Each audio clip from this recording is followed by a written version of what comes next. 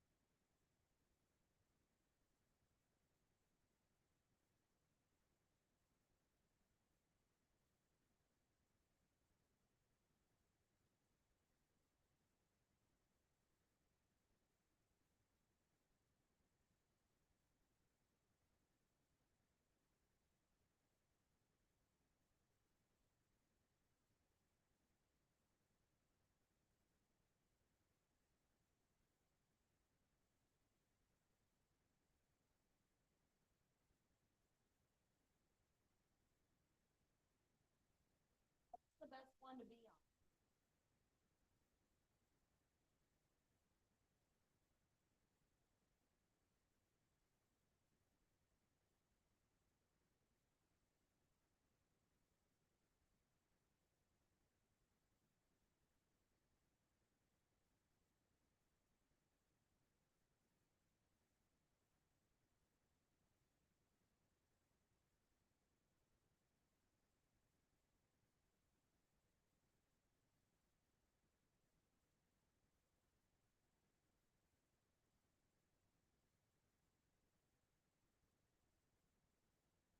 I was on Cog IoT and that wouldn't connect. That I was on it and then for some reason I tried connecting to the Cog internal.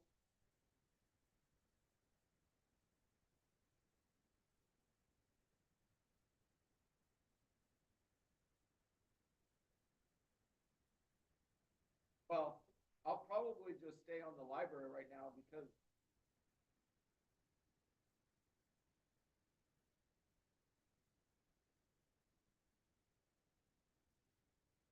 it went down once.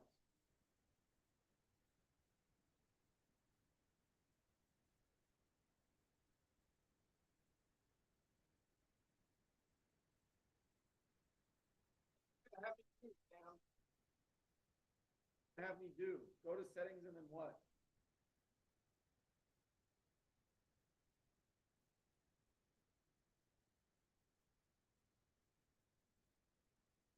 I'll try that.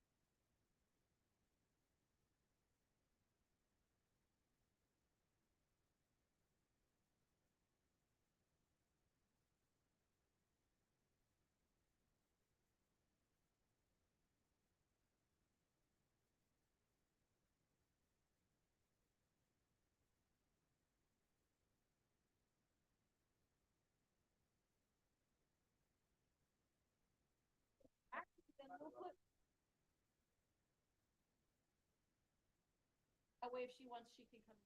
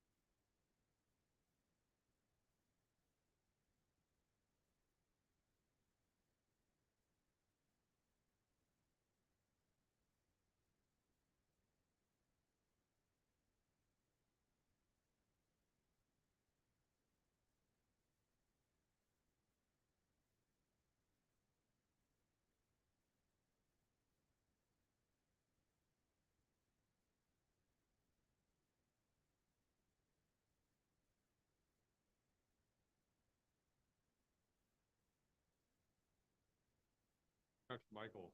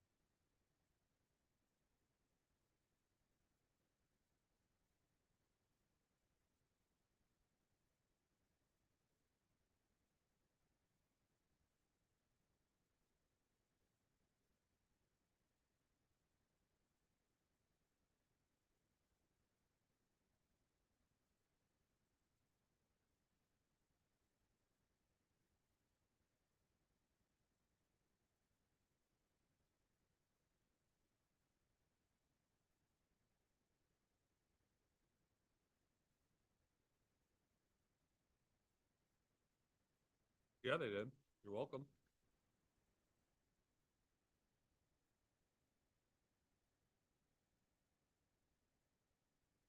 I need some help, buddy.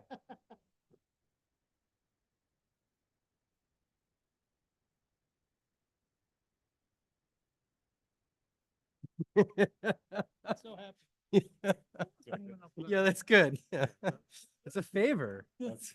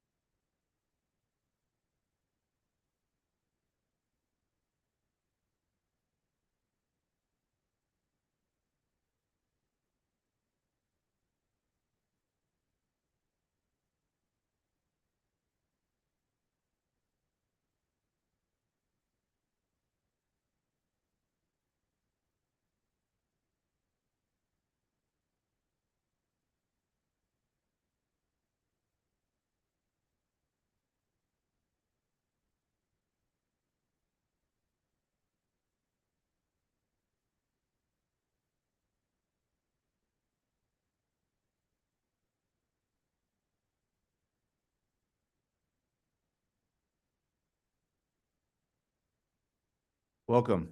It's great to have each and every one of you here. And I'm going to call our city attorney to read us out of closed session first. Thank you. Yes, Honorable Mayor, Council, Closed session was held on two items tonight. The first involved real property negotiations, which was held pursuant to Government Code 54956.8, involving the real property of 1762 Dale Road. There was no reportable action taken on that matter. And the second closed session was held pursuant to Government Code 54957.6, with the mayor and mayor pro tem as the city negotiators regarding labor negotiations with an unrepresented employee, the Glendora city manager. Council deliberated the various issues for consideration at the meeting, and preliminary terms have been reached for a potential contract, and that contract will be agendized at the next council meeting for final action with all the terms outlined for public review and input. Danny, thank you, and welcome to each and every one of you. We usually are not in here, but to accommodate each one of you, we chose to make this move, so I hope that that you'll enjoy it. I know these chairs are going to be hard, and so I encourage you to keep your comments really short, because, you know, I don't want for any, you know, anybody to sue the city for a bad back or anything that's related to these chairs. I would also encourage you to make sure that your cell phones are turned off. That would accommodate each and every one of us. The council is all here. We have a array of our management team, so welcome to each one of you. And with that, we will start. I have asked Debbie Lopez to come up and lead us in the pledge. And I'm going to ask you to stand in just as, you know, a second on that. And then I'm very pleased to have Pastor Alan DeVries that will pray for us tonight. He's a personal friend of mine. And Alan, it's great to have you here. And so if you can, please stand, and Debbie will lead us. Please join me in the Pledge of Allegiance. I pledge allegiance to the flag, United States of America, and to the republic for which it stands, one nation, under God, indivisible, with liberty and justice for all.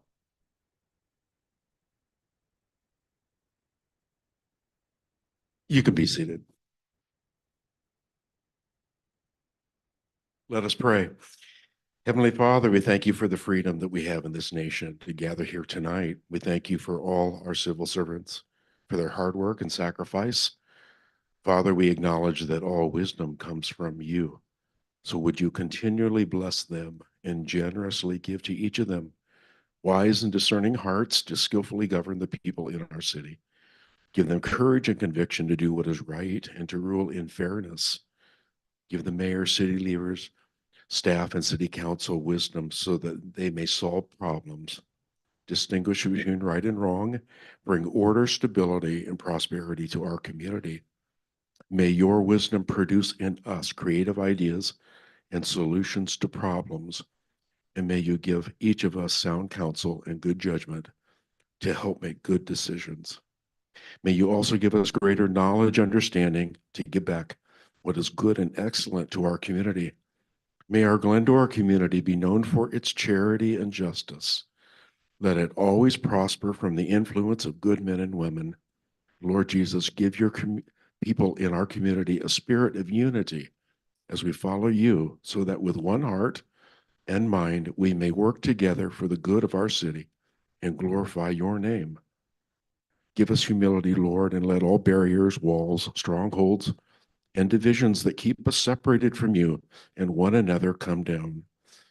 I pray this in the name of our resurrected Lord, Jesus Christ, who in love gave his life for all of us. Amen. Amen. Alan, thank you for that amazing prayer. And Debbie, thank you for sharing and leading us in the pledge. This is a special night for some of you, because a lot of you don't ever come, and which there's no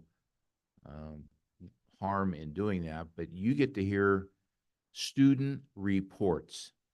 And these these folks are energetic about their school. And when you often think that the leadership that we have now and is not what it should be, just know that you're going to hear of these students that are going to lead us in years to come, and everything is going to be really, really good. And so thank you guys for being here. And with that, I will start out with Miss Riggs from Charter Oak. And welcome. Looking forward to hearing everything good about Charter Oak. Thank you for having me. Good evening, Mayor Thompson and fellow City Council members. I'm Caroline Riggs, a senior at Charter Oak High School, and thank you for giving me the opportunity to share all of the amazing things happening at Charter Oak right now. In this past month, the Royal Oak Middle Schoolers visited the high school to learn about all of the programs, pathways, and extracurriculars that they have ahead of them, as well as all of the performing arts performed like dance, choir, drama, all of that, to also show them what else they have the opportunities for. Also, over the past month, Charter Oak High's Black Student Union hosted a Spirit Day to kick off Black History Month. The Charter Oak Scholarship Foundation Remembrance Walk took place at our Lou Ferrar Stadium. We also hosted the City of Hope Blood Drive on our campus, where many of our Chargers donated blood. Our counselors hosted a FAFSA workshop to explain the financial aid process to those maybe in need or just general confusion. And this past week, our prom theme was announced, which is Elysium on Earth, and will be on April 13th. Next Tuesday is our spring rally, where our prom court will be announced. And leading up to the rally, we will have a Spirit Week with themes like Pajama Day or Sports Day. Also next week, the Charter Oak High School will be hosting a showcase for parents, which is similar to the one we hosted for the 8th graders. And for our sports, we had several wrestlers advance to the CIF championships, and we wish them well as they try to advance to Masters and to the state championships. Our Charter Oak cheer team won the Cheer Pros competition state championship and are now advancing to the nationals. Our spring sports season has just started, so I will have more updates next month. Thank you, and I hope you all have a blessed evening. Great, thank you. I appreciate that. Now, wasn't she great? I mean, yes, that deserves an applause. And so, thank you. Next up from Glendora High School is Mr. Garcia. Aiden, welcome, man. Thank you very much, and thank you for letting me be here. I'm gonna start off. Glendora High School is in full motion as we head into the packed spring season. The beginning of February held our returning Sadie's dance, where Tartan showed up dressed in matching outfits and got to enjoy food trucks, dancing, and photo booths. We sold over 500 tickets, which is a great success, as Sadie's is one of our smaller dances of the year. To kick off Kindness Week, a kindness crew of Tartans greeted elementary students at our 5 locations and walked them to class during the pouring rain last week. We also held our annual spring assembly, where we announced our action theme this year, Warriors. Our seniors are Vikings, juniors are gladiators, sophomores are knights, and freshmen are toy soldiers. Students will begin signing up for events this week and pick up shirts the week of action. For the first time ever, GHS rented out Chino Hill Skate Express for our Valentine's Day skate night, DJed by our very own staff member, Pete Marquez. Tartans spent the night roller skating, eating, and hanging out. We filled the space with Tartans and staff. It was a huge success. On Wednesday, February 21st, both our show choirs previewed their competition sets for the community with family, friends, and staff present. They even held a raffle for students who attended with fun prizes. We wish the Royal Stewards and Silhouettes lots of luck as they head into the competition season. Speaking of students with such great talent, Glendora High School would like to congratulate Samantha Sash, a GHS wrestler who over the last 3 weeks has won CIF, is Masters champion, and completed the state championship. She made us all proud getting all the way to the championship final match. Last week, the Black Student Alliance Club hosted a lunchtime event on Monday, February 19th in honor of Black History Month. This lunchtime event included the tasting, history, and recipe for banana pudding and a performance by the APU Gospel Choir. The hard work and planning of the BSA Club and their advisor led to a well-attended event in the gym that day. Our Powder Buff event took place this past Friday, where the junior and senior boys faced off in an intense game of volleyball. Although the juniors tried their best, they were defeated by the seniors 3-0. This was a free event and was well attended by the community and campus. The Culture of Plaid student group will meet Tuesday, February 27th, although it got postponed, to discuss ways to grow empathy at GHS. The Black Student Alliance Club and the Latinos Unidos Club will lead the first topic under discussion. Finally, our Super Smash Bros. Tournament will be held on February 29th. This event is a chance to focus on our student gamers to be able to show off their skills to friends and family and compete for a chance at winning prizes. Thank you and have a good night. Aiden, thank you.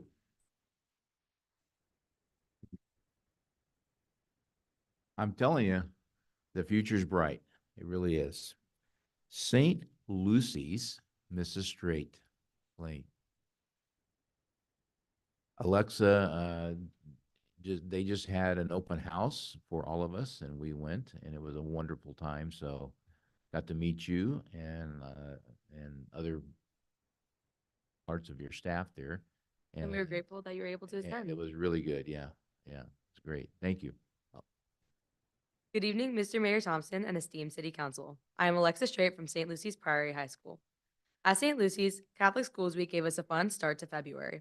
The school is celebrating the religious season of Lent, introduced with the beautiful Ash Wednesday Mass. Lucy's encourages religious and spiritual growth through the upcoming Reconciliation Service and by participating in Youth Day, a Catholic conference. Another way we venerate this season is by conducting class retreats throughout the month.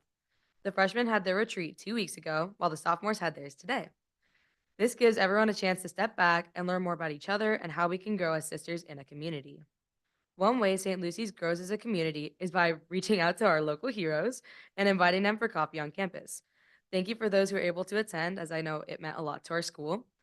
And we are blessed to have you all and can't wait to have you all back next year. St. Lucy's is also currently preparing for incoming regents.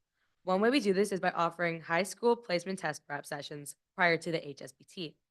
This gives 8th graders a chance to prepare for the test and meet some of their future classmates. In addition to this, admissions interviews have just been completed with acceptance letters going out next week. Girls still considering St. Lucy's can visit during our Shadow Day, taking place this Friday during the Winter Rally. Here we celebrate all the accomplishments of our winter athletes and compete in class spirit. Soccer and basketball closed out the season with water polo strongly making it to CIF. Many of these athletes continue their efforts as spring sports have already begun. Softball has had games, track is attending invitationals, and swim has a meet tomorrow against Glendora, actually.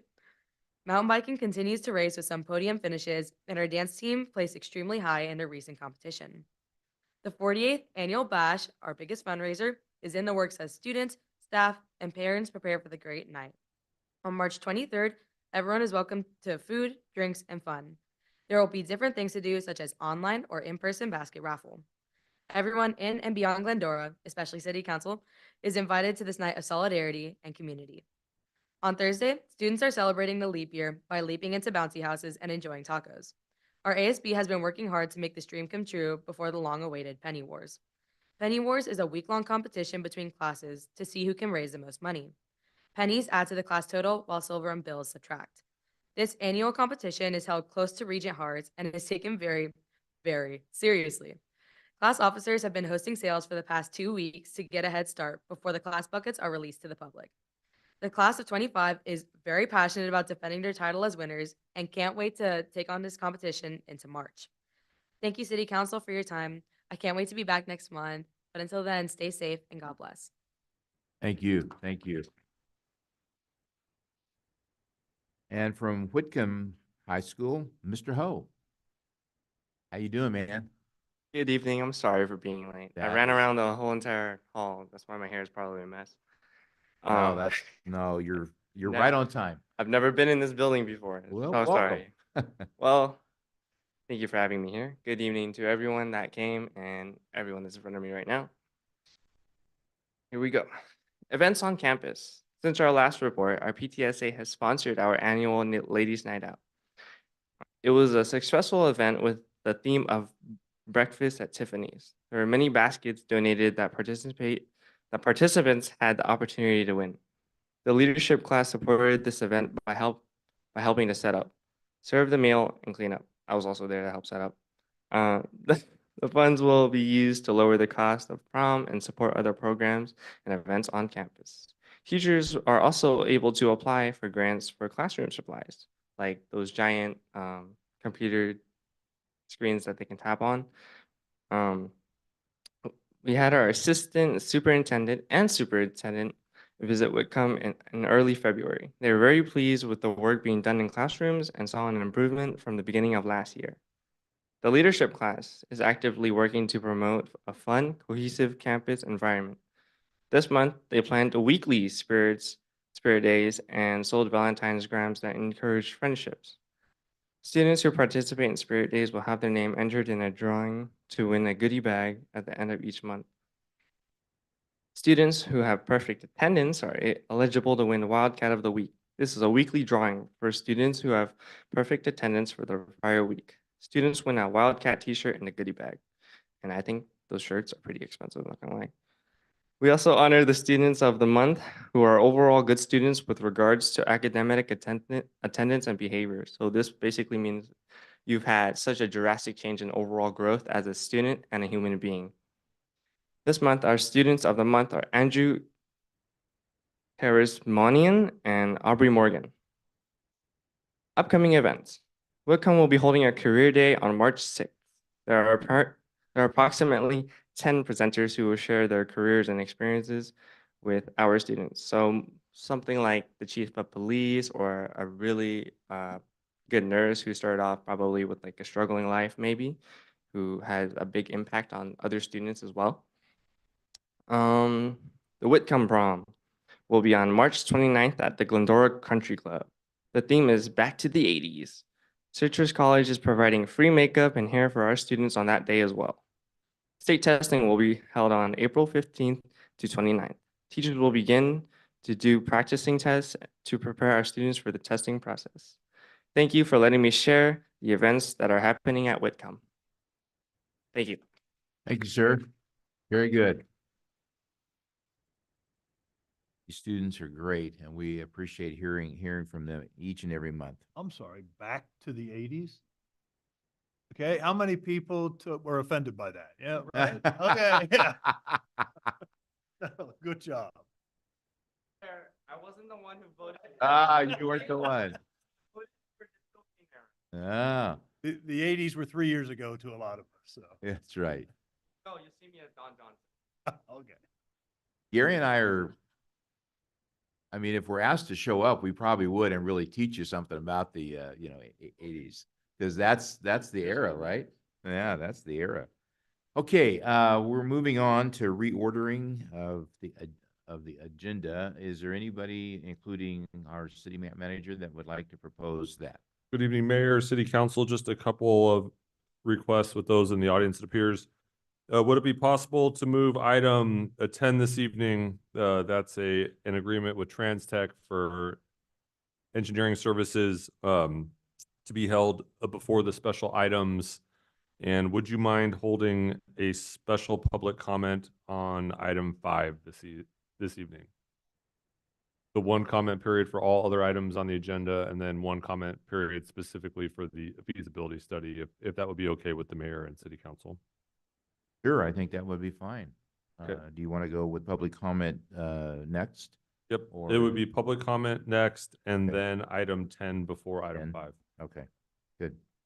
All right, then we will go right into public comment period. If you wish to speak, there are yellow cards back in the back. I would encourage you to obtain one, fill out that card, and either staff or somebody will bring it up to our city clerk and do that. There is a time period that will be shown up on all of the screens, so please stay within that. And be kind, gracious, and direct everything toward me. Let's start off, and I apologize right off the bat if I say any name wrong. Lisa Cypress? Okay, thank you. Lisa, please. 1 second. So right now is just about items not associated. Oh, okay, not associated with Dale. Okay, so Lisa, your card will go in the Dale pile. Mayor, You want me to? perhaps it would be better to say who's not going to talk about Dale, about Okay. something else. Would you Okay. mind? Michael Barron is going to talk about Dale, I think. And Shauna is going to talk about Dale. Peter does not indicate what he wants to talk about. Peter, are you going to talk? Here for Dale. Are you here for Dale? For Dale Road? Yes. Okay, then I'll wait. Joan Tui Jacobs. Are you going to talk about Dale? No? Okay. Please. The microphone's yours. Welcome, Joan. All right. Hi, I'm Joan Tui Jacobs. I'm here to invite the City Council of Glendora to the 3rd Annual Pride in Glendora, which will be held at Fink Banner Park on June 22nd during National Pride Month. Glendora Forward is happy to bring this community building event to Glendora as a way of welcoming and affirming LGBTQ plus members of our town. In hosting this event, Glendora celebrates diversity like many other local cities, including Alhambra, Altadena, Pasadena, Amalante, Baldwin Park, and Claremont. As council members Karen Davis and Gary Boyer know from attending the 2022 Pride in the Foothills, the Glendora Pride event is a family event. The planning committee work is in full swing, preparing for another fun day. Past Pride events have featured community exercise, a choir performance, free crafts, lawn games, raffle prize giveaways, and hosted tables and chairs for everyone to sit and enjoy a beautiful summer afternoon. Last year, we saw people of all ages enjoying themselves, and I can't tell you how many expressed how happy they were, their gratitude in having such an event in Glendora, right here in Glendora. Recently, we have witnessed the hate-filled murder of a non-binary teen, Next Benedict, so it's important to highlight that hate of LGBTQ plus individuals still grows in the hearts of some people. That hate is fostered by rhetoric that I thought we left in the past, that someone's sexual orientation or gender identity means something that they were likely to be abused children. I thought as a society, we had come to understand that that is just fear-mongering. So I know that most of us want everyone to feel comfortable being their authentic selves, to be able to walk down the street holding hands with someone they love, to gush about their crush regardless of their gender, and not worrying about being teased or bullied for being who they are. Events like this help Glendora become be a more welcoming place. So I am proud that Glendora's Pride in the Foothills is entering its 3rd year this June.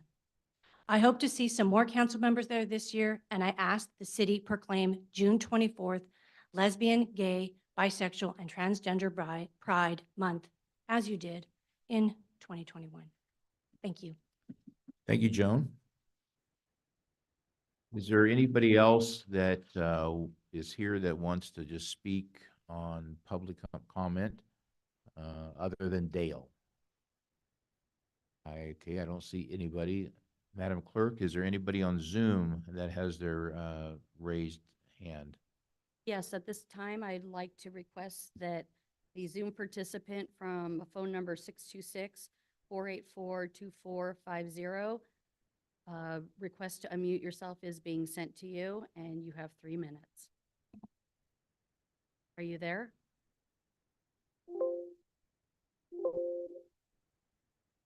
Hello, my name is Anne, and I am a longtime community member and resident of Glendora for more than 5 decades.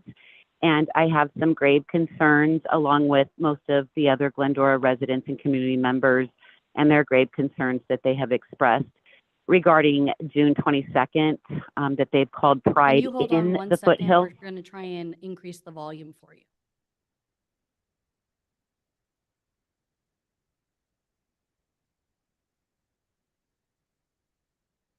Okay.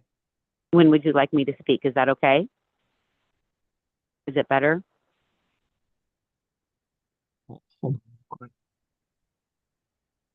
It's on our end, not yours. Okay. Can you speak again? Yes, my name is Anne. I am a longtime resident and community member of Glendora for more than 5 decades. And I have some grave concerns, along with the rest of the Glendora residents and community members that have expressed their grave concerns regarding June 22nd, the Pride in the Foothills event that's very close to Pride of the Foothills. And we're having some motto of technical Glendora. issues getting the volume. You are. And you're talking about Dale, correct? No. No. No, I'm talking about, no. All right.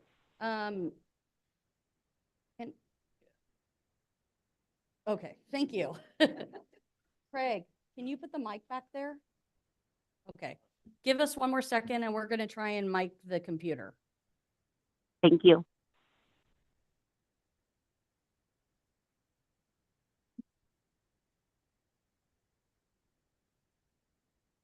Okay, go ahead again, please. Okay, my name is Ann. I am a longtime community member and resident of Glendora for more than 5 decades. And I have some grave concerns along with the rest of the Glendora community members and residents that have expressed their grave concerns regarding the June 22nd Pride in the Foothills, which is very close to the motto of Glendora Forever, of Pride of the Foothills, makes it look like it's associated. But the grave concern comes from the images that we have seen and the proof that we have seen that Glendora Forward and Karen Davis have contracted with 21 entertainment centers, entertainment companies that do 21 and older performances in gay bars. And my concern is that there would be any kind of sexually explicit or exploitative performances and presence in front of children that we know will be there. And I just want there to be transparency with that and what the city knows and what was left out, if there was or was not a permit done for this event. A lot of concerned parents about that. So that is a grave concern that I've heard from many, many people. And I am speaking on behalf of myself and everyone else that have come to me with their concerns about that. Thank you very much. All right, thank you, ma'am. And is there anybody else on Zoom with a raised hand? There's nobody else. Okay, then I will close the public comment period.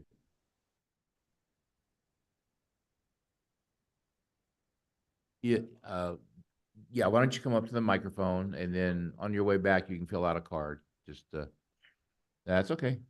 Thank you for hearing me. Sure. So my name's John Martinez, and I've been a resident of Glendora for 35 years, a homeowner in Glendora for about 20 plus years.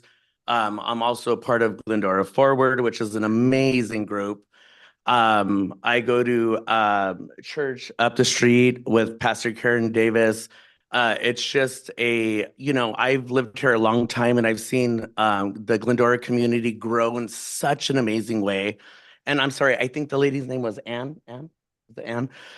So I wish Ann would come maybe check out something from Glendora Forward or, come check out our church, because unfortunately she has a lot of negative things to say, but I don't think she's really giving us a chance to show us, who we are. And as far as, I'm not really sure how she's talking about like the whole, she's a little misinformed, I'm going to say. She's referencing drag queens and whatnot, and we want everyone to feel welcome. And just, again, I've been a part of this community for a long time, probably more than half the people in this room, actually. And, so I'm really concerned about the misinformation that we continue to see online about whether it's certain people or certain groups. I get that people have questions. Nothing wrong with questions, nothing wrong with feeling different. But I think we need to come from a place of love and light and good energy, be respectful. And if you have questions, at least come check it out. I can 100% guarantee you at the Pride in the Foothills event, there's nothing going on that's inappropriate. There's nothing going on that's going to be inappropriate. I'm not, I guess we could say I volunteer with the committee and whatnot. So I can say as a resident of Glendora for over 35 years, I personally will say that there's nothing inappropriate going on. It's a event. And I wish Ann, I would love to sit down and have dinner with Ann, whoever this Ann is exactly. So we could really break ground and move forward. Anyways, thank you for letting me jump in. Thank you guys for hearing me. I appreciate all of you. Thank you, sir. All right, thank you. All right, public comment is now closed again, and we will move to member statement reports. Michael, anything? Yes, thank you, Mayor. Just something really short. This last week, we celebrated Mr. John Aguirre, one of our very own at the Boy Scouts, for getting the Distinguished Citizen Award. It was a great event last week, well attended, and had a lot of fun. Probably to John's disagreement, he had to wear pants instead of shorts. Other than that, it was a great event, a lot of fun. So thank you. Thank you, Michael. Gary? Karen? Thank you, Mr. Mayor. I just wanted to make a few comments that we have some great things coming up in the next few weeks. So the Real Talk in Glendora should be about all the good things that are happening to help people. That on March 8th and March 10th, we have 2 events in Glendora that will help with food insecurity. Empty Bowls on the 8th from 5 to 7, and the Crop Walk is on March 10th it begins at United Methodist Church. 2 great opportunities to help others and build others up. That is the real talk that needs to happen in Glendora. And thank you to those who were clearing up misinformation tonight and false information that is shared. Thank you. Thanks, Karen. Mayor Pro Tem David? Thank you, Mayor. I want to echo Mr. Alawos's comments about the wonderful recognition to John Aguirre for the Distinguished Citizen Award. Great event, well attended. Thank you those that were able to share. Congratulations, John. Thank you. My wife and I are going to take Karen up on the crop walk. Now, I want to make sure that it is a walk, right? That's affirmative, sir. You can walk. Okay, all right. Mr. Boyer walks it and does a fabulous Boyer job. He walks it walks well. it pretty Okay. fast, but you Okay, can all do right. it. So, hey, just come on out. Enjoy it. It goes for a great, great cause, and we will be there on that day. And so thank you for bringing that up, as well as your, it's Empty Bowls, right? Yeah, and those bowls are really cool. If you've never had one, it is the best bowl that you will ever buy. And not only does it work well, but it helps feed other people that don't have food. So I would encourage you to show up there. So thank you. Adam or Danny, do you have anything? Gary, If I you know, may. we don't have the little lights, Sure, so yeah. no one knows when they are going to speak. So I forgot, and I would be remiss and probably get in trouble when I get home if I didn't put a plug in for the Great Trivia Challenge held by the library, the Friends Foundation of the Library. It's going to be held also on March 8th. So after you go and eat at First Christian Church, find your way down to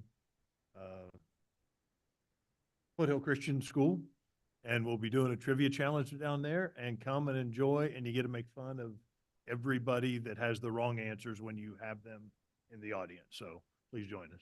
there you go. All right, thanks, Gary. Okay, Adam, I believe at this point in time, we're going to go to item 10. Is that correct? Award of professional services agreement to TransTech. Malia, I believe, is going to come up and present that.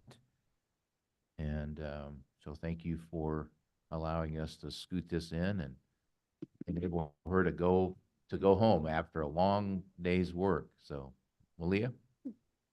Good evening, Mr. Mayor, council members, city staff and residents.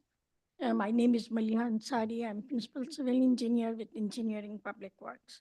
Tonight, I'm presenting the staff report for award of a professional services agreement to TransTech Engineers Incorporated for professional engineering services. Oh, is it better now? Okay, should I start again?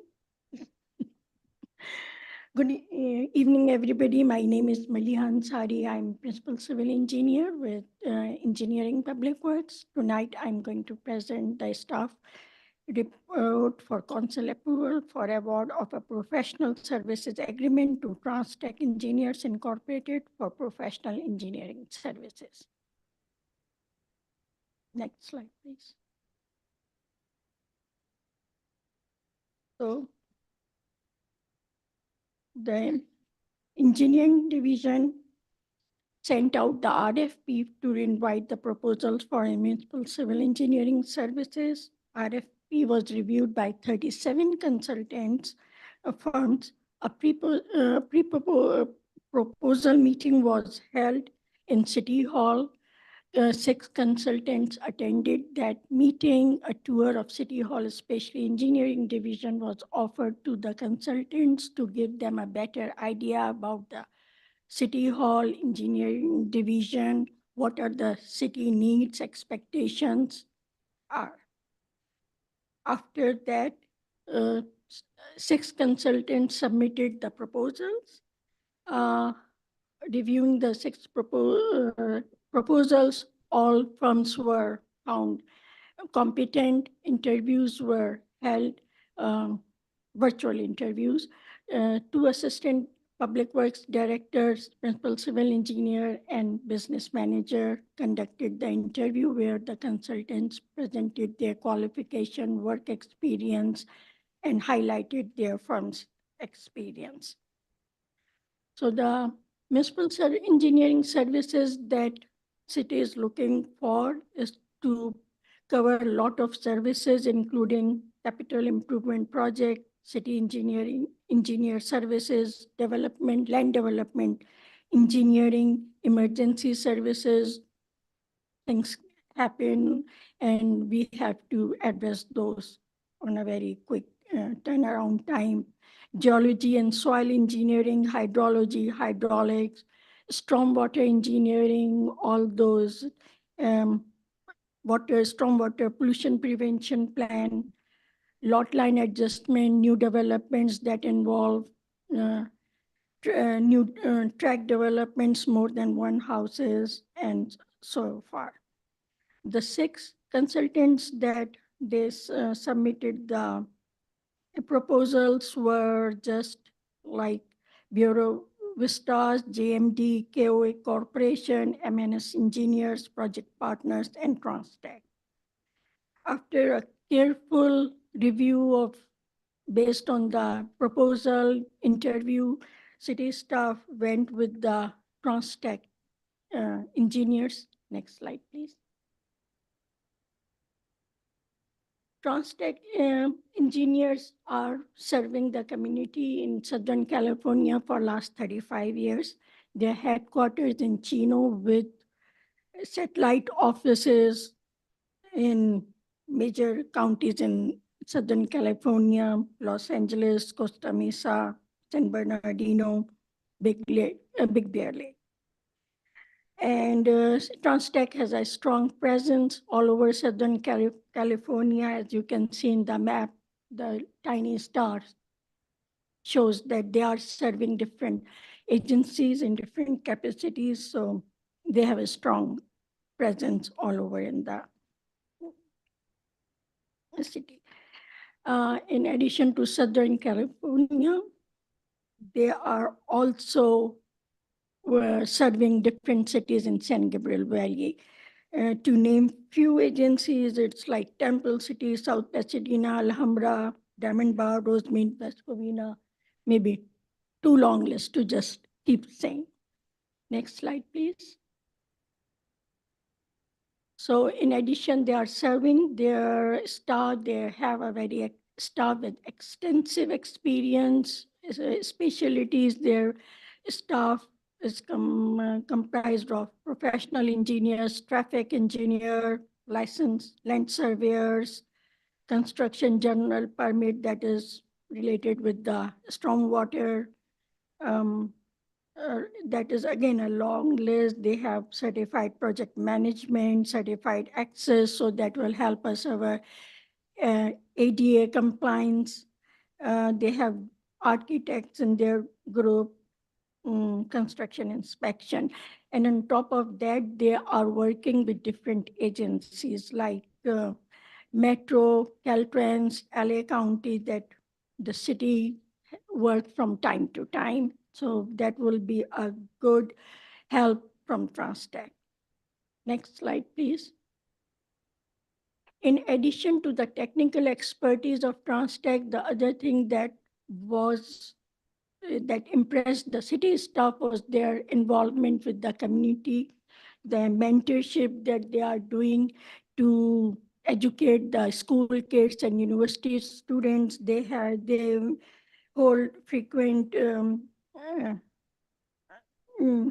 stalls. They set up their booths in Cal Poly, different schools. They are working with women empowerment, youth education. So their services to the community is more than just technical services to the cities and agencies. So tonight we have Ahmad Ansari and Melissa Dermichi from Transtech. I'd like to introduce them to the council, and if you like, if the council like to ask some direct questions.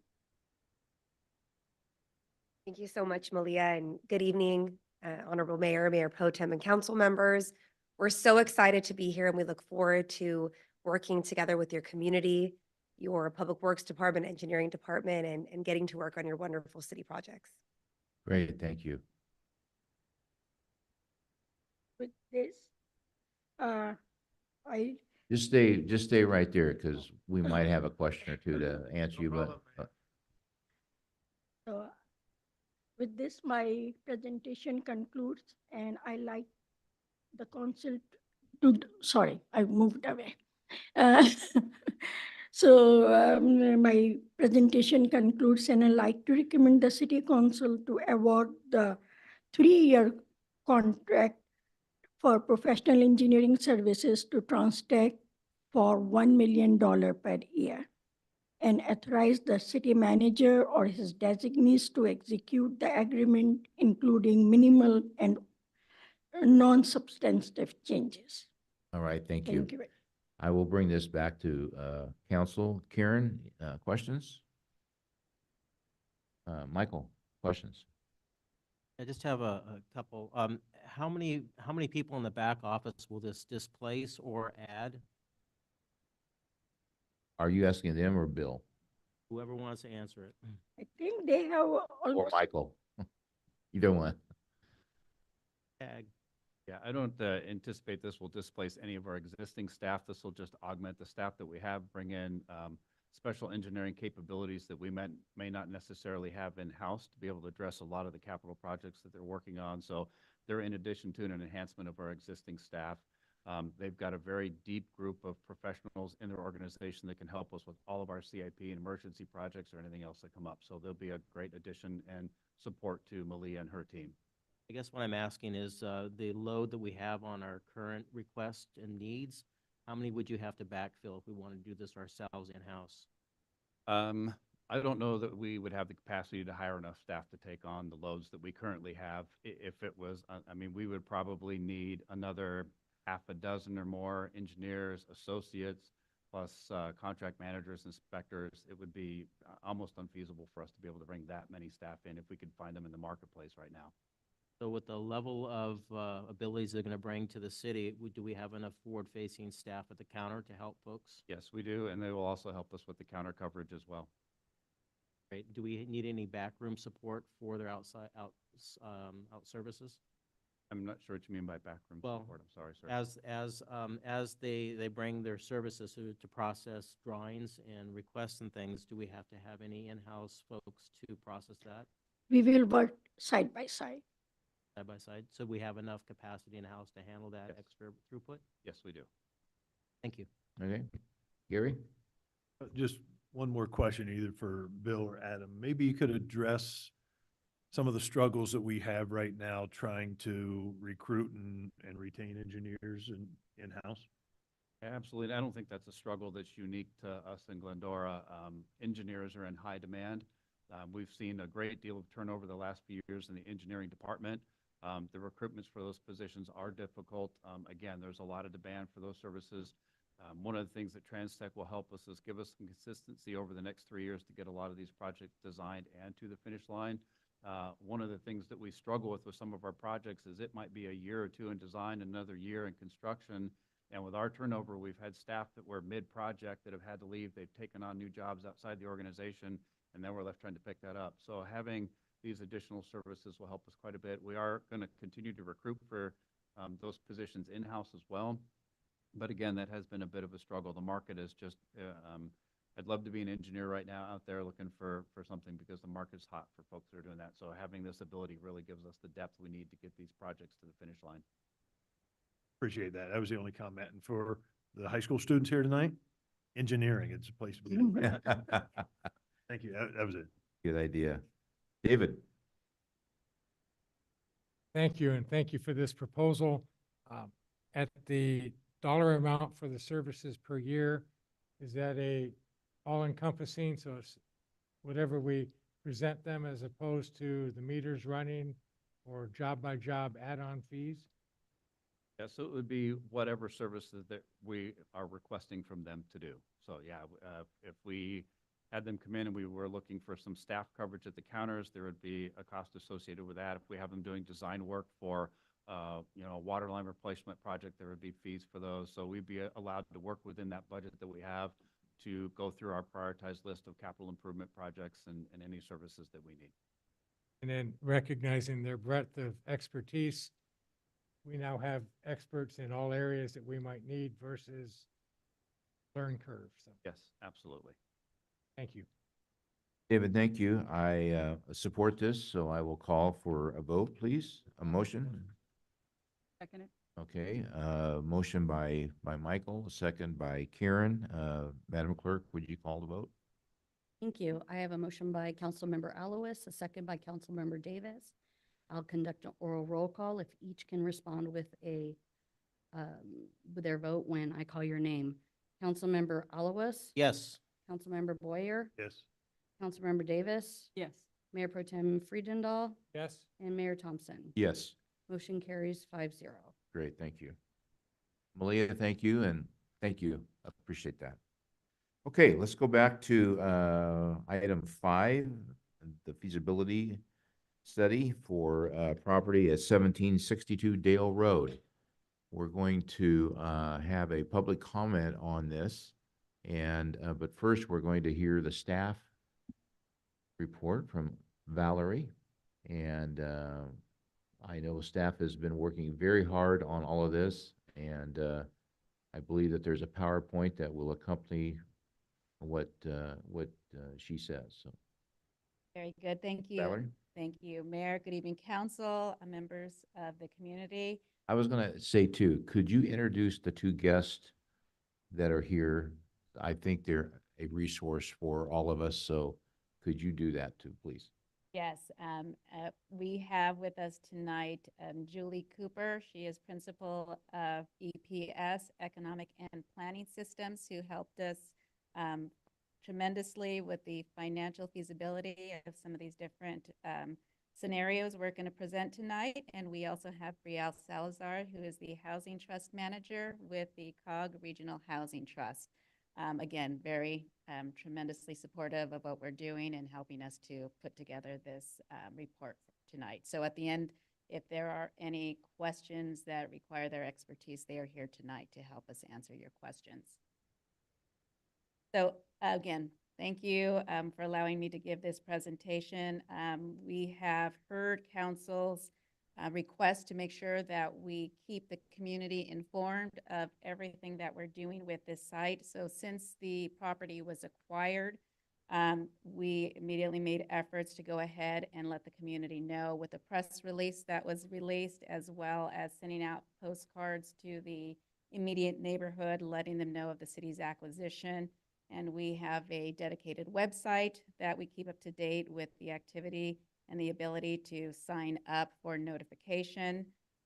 We held our first community meeting on October 9th, where again, we went door to door to the immediate residents in that neighborhood, notifying them of the event and provided an information for us to first share what we were doing and hear community feedback.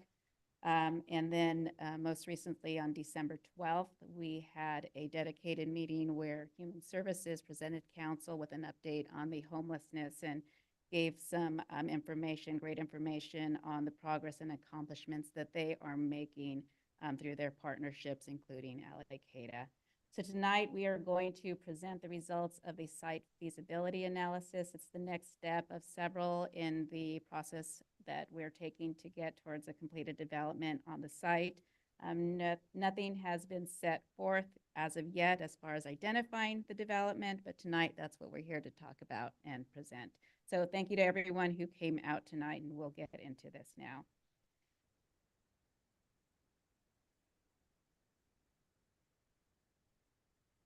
Okay. Not on, so you might need to help me with that. All right, so a recap on how we got to where we are. Each year, the city conducts every 2 years, the city conducts a community survey, and it's done through a third party who randomly reaches out to residents in the city, and they're asking for feedback on satisfaction with municipal services as well as what concerns they may have. And since 2018, homelessness has surfaced as a concern. In the 2022 community survey, it was actually the most common response on how to make Glendora a better place to live. Again, was to address homeless issues and poverty. So as the city council went ahead and developed their 2023-2025 strategic plan, implementing strategic homeless solutions was included in that strategic plan. And so city council took action to respond to community concerns and asked staff to go out and kind of take a look at available sites that we might be able to utilize. And so we did that. Staff went out and took a look at a couple of sites. At that time, we were approached by the previous owner of the Dale property. They let us know that there were plans to go ahead and close down the assisted living facility. They were going to relocate the residents, and we wanted the city to have the first opportunity to acquire the site. And so we did that. We negotiated with them, and we acquired the site in July of.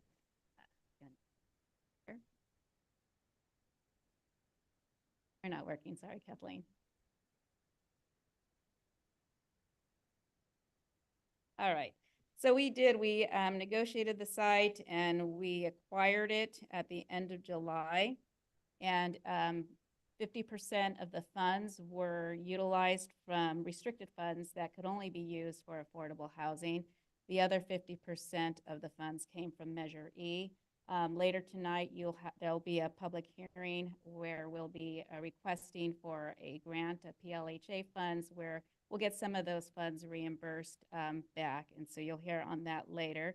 And then as part of the process, again, we had not developed exactly what the site layout would be or even the definition of how what type of housing we would put out there. So to help City Council get to that point, we engaged the San Gabriel Valley Council of Governments and participated in their Affordable Housing Incubator Program. And with that, they went ahead and engaged consultants. We have, as I mentioned, Julie Cooper with EPS here with us tonight to do some financial feasibility analysis. And also they engaged for us JKA, John Calisi Architects, to do some site planning for us. Slide, please.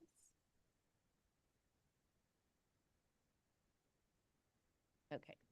So the feasibility study outlined, it's going to go ahead and look at the project background, the objectives, take a look at the different housing product types that are out there.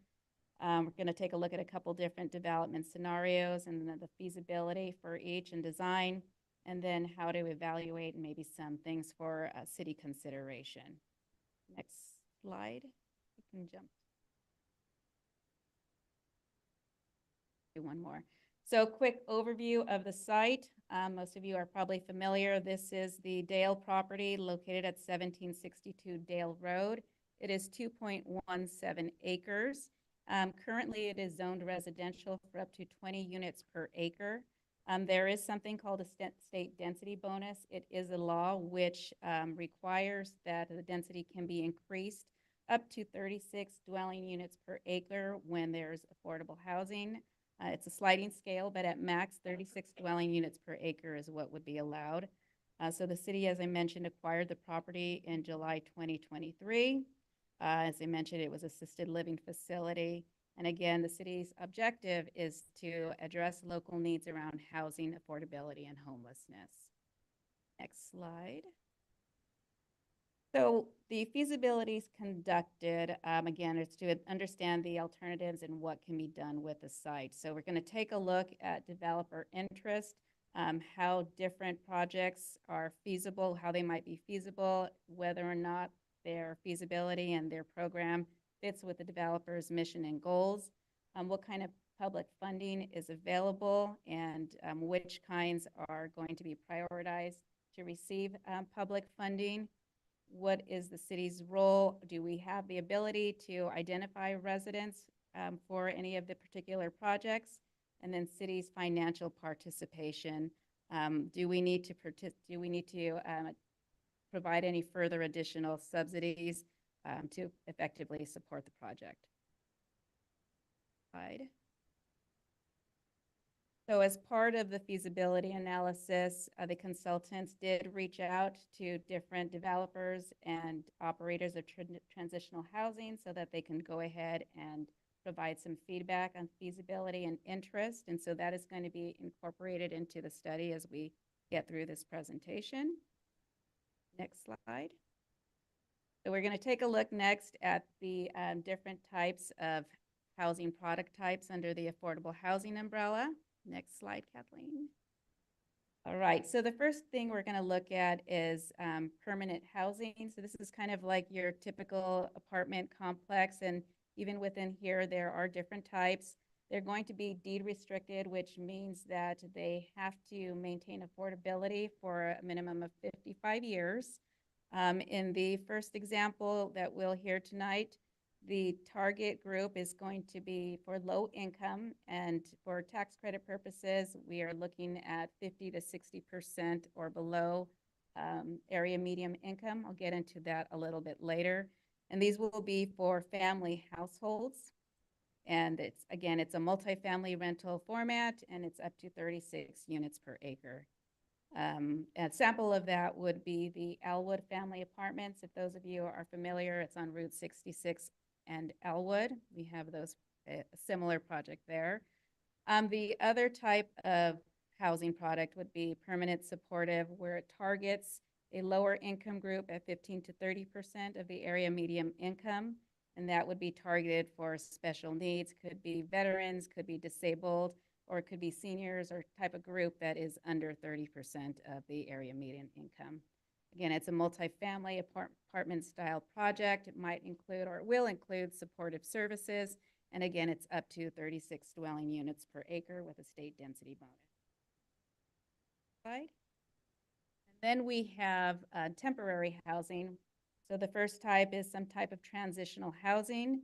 The temporary length of stay is targeted at 6 to 12 months, in no case more than 24 months. And we can identify what that would be. These are similar to maybe a tiny home or a micro unit type of product. Again, there'd be some supportive services that could be provided or would be provided. And in this case, it'd be up to 24 units per acre. And then the other type of housing is the emergency shelter, which is congregant type of facility where you have multiple beds in one open space. And again, with supportive services, and these are the shortest temporary length of stay. Next slide. So we also took a look at analyzing whether or not you can do a mix of both permanent and temporary, so type of a combination project where there'd be an affordable housing apartment style complex, multifamily, as well as a transitional housing. However, it was found after talking with the developers that that is likely financially infeasible. And that was for market feasibility. Different developers specialize in different programs, products. None of the developers spoken with expressed interest in developing both types of products. There's operation feasibility is questionable. The developers expressed caution with having two types of properties in such a small site. Site feasibility, when you put those two types of products, the transitional and an affordable, permanent affordable housing, you're reducing the opportunity to maximize each of the products. And so that becomes challenging to fit both on the site. And so again, what we found was that the interest and the funding competitiveness is reduced when you have two types of products, merging of two types of products there. So we'll take a look at the development scenarios that were looked into and analyzed.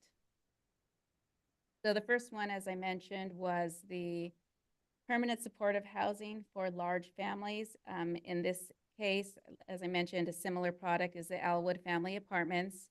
Based on the 2 acres, that site would be able to have a maximum of 79 units, and that's just the 36 times the 2.17 acres. You get 79 units. They would be permanent, meaning that it's a permanent structure. Family can stay in that housing as long as they meet the income eligibility requirements. You'd have a mix of 1 bedroom, 2 bedrooms, and 3 bedrooms because these are geared and targeted towards families. It would have 111 stalls. The second scenario that was looked at was, again, 79 units. Again, it's permanent supportive. In this case, it would be targeted more towards smaller households, probably 2 and lower, maybe for seniors or disabled veterans, any kind of special needs. So the majority of these units are going to be 1 bedrooms and studios with a little bit of 2 bedrooms and a 3 bedroom in there for the manager's use. And this one, there'd be 51 stalls. And again, a similar project might be the Glendora Gardens. If those of you are not familiar, that's on Wabash, and we have a similar project there. And in that housing development, that one had 105 units with 60, actually less than 60 parkings. The third scenario looked at is the transitional housing or the tiny home product. In that case, there would be 50 units. It would be a temporary stay up to 24 months, no longer than that. And these would all just be studio units, just small tiny homes for individuals, or 2 at the most. And there'd be 5 stalls here. Next slide. I just kind of want to talk a little bit about affordability and what that means. And generally speaking, affordable level, there's different affordable levels. In general, anything under 80% of the area median income is considered low income. Right now, the area median income for Los Angeles County is $98,200 based on a household of 4. So low income 80% or lower, very low is going to be less than 50% of the area median income, and extremely low is less than 30% of the AMI. Taking a look at the American Community Survey for 2022, which is conducted by the U.S. Census Bureau, we can see that about 12% or 2,100 of Glendora households are extremely low income. 8% or about 1,300 are very low, and about 16% or 2,700 are low. So combined, we have about 30% or a little over 6,000 Glendora households that fall into the low income category. So while 80% and below is considered, in order to be competitive for tax credits, we're looking at targeting less than 60% AMI. And so when we wanted to go ahead and share with you what those income levels look like. So for a family of 3, low income at 60%, the household income is $68,100. A very low income is $56,000, and extremely low is $34,000. And again, these are for families of 3. It's based on household size. And so when we take a look at something like the senior project, where you might have 2 people in that household, the qualifying income in that case will be about $30,000.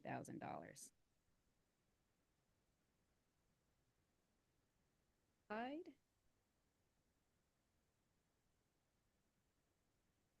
So we'll take a look at the affordability levels, just kind of give you an idea of what the rent might be for each of these different scenarios. So in scenario 1, where we talked about it being for large families, a unit for a 30% or an extremely low income family might be $663 per month.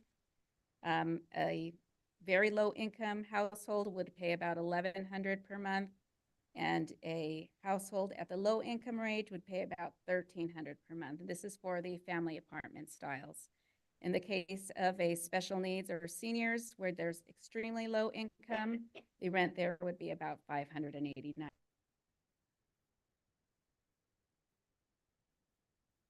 Assisting them and trying to get them into permanent supportive housing. Next slide.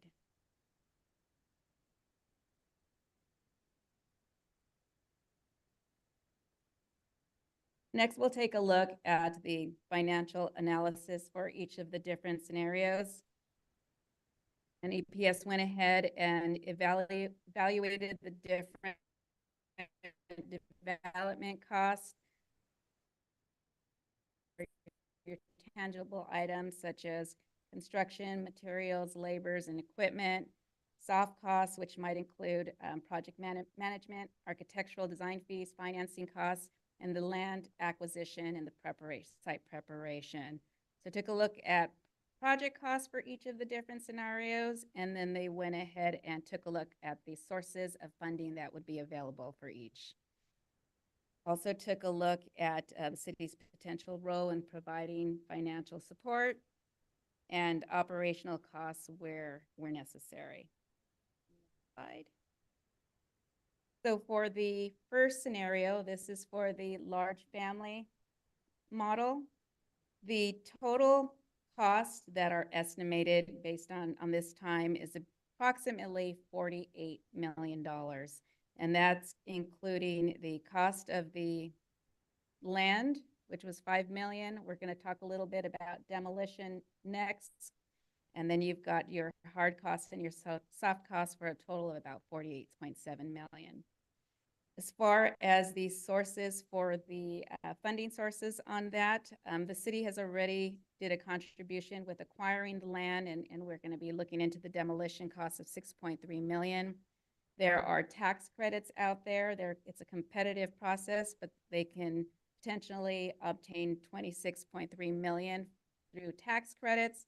And then there's still $16 million that they'll need to find through other sources. And we'll talk about what those other sources might be in a little bit as well. Next slide. So this is a conceptual plan for the scenario one of the permanent supportive family style apartment complex or multifamily. You'll see that the development is kind of designed such that the parking is a barrier to the neighborhood around it, and you have access through Dale. But again, this is all very conceptual, but it kind of gives you a look at what the layout could possibly be. Next slide. The next slide will show you just kind of a sample elevation. This is a 3-story product. Again, you're going to have 79 units in the 3 stories here. Next slide. And we're going to move over to the analysis for the senior or special needs kind of product. In this case, the project costs are estimated to be about $38 million.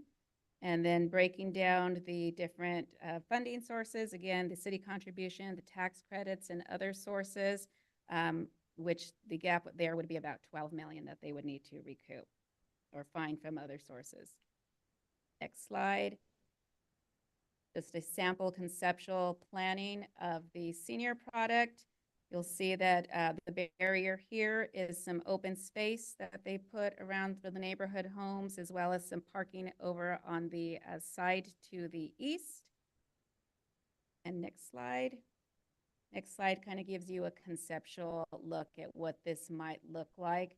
This is a 2-story product. It's the same number of units, but because they're mostly 1-bedrooms and studios, the size of the each individual unit is going to be smaller than a family apartment of 2 or 3 bedrooms, so we can get more into 2 stories in this situation.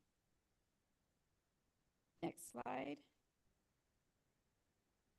The next analysis looks at transitional housing, and with this, this for a typical model, it's going to be city-owned. We would likely need to partner with a third party.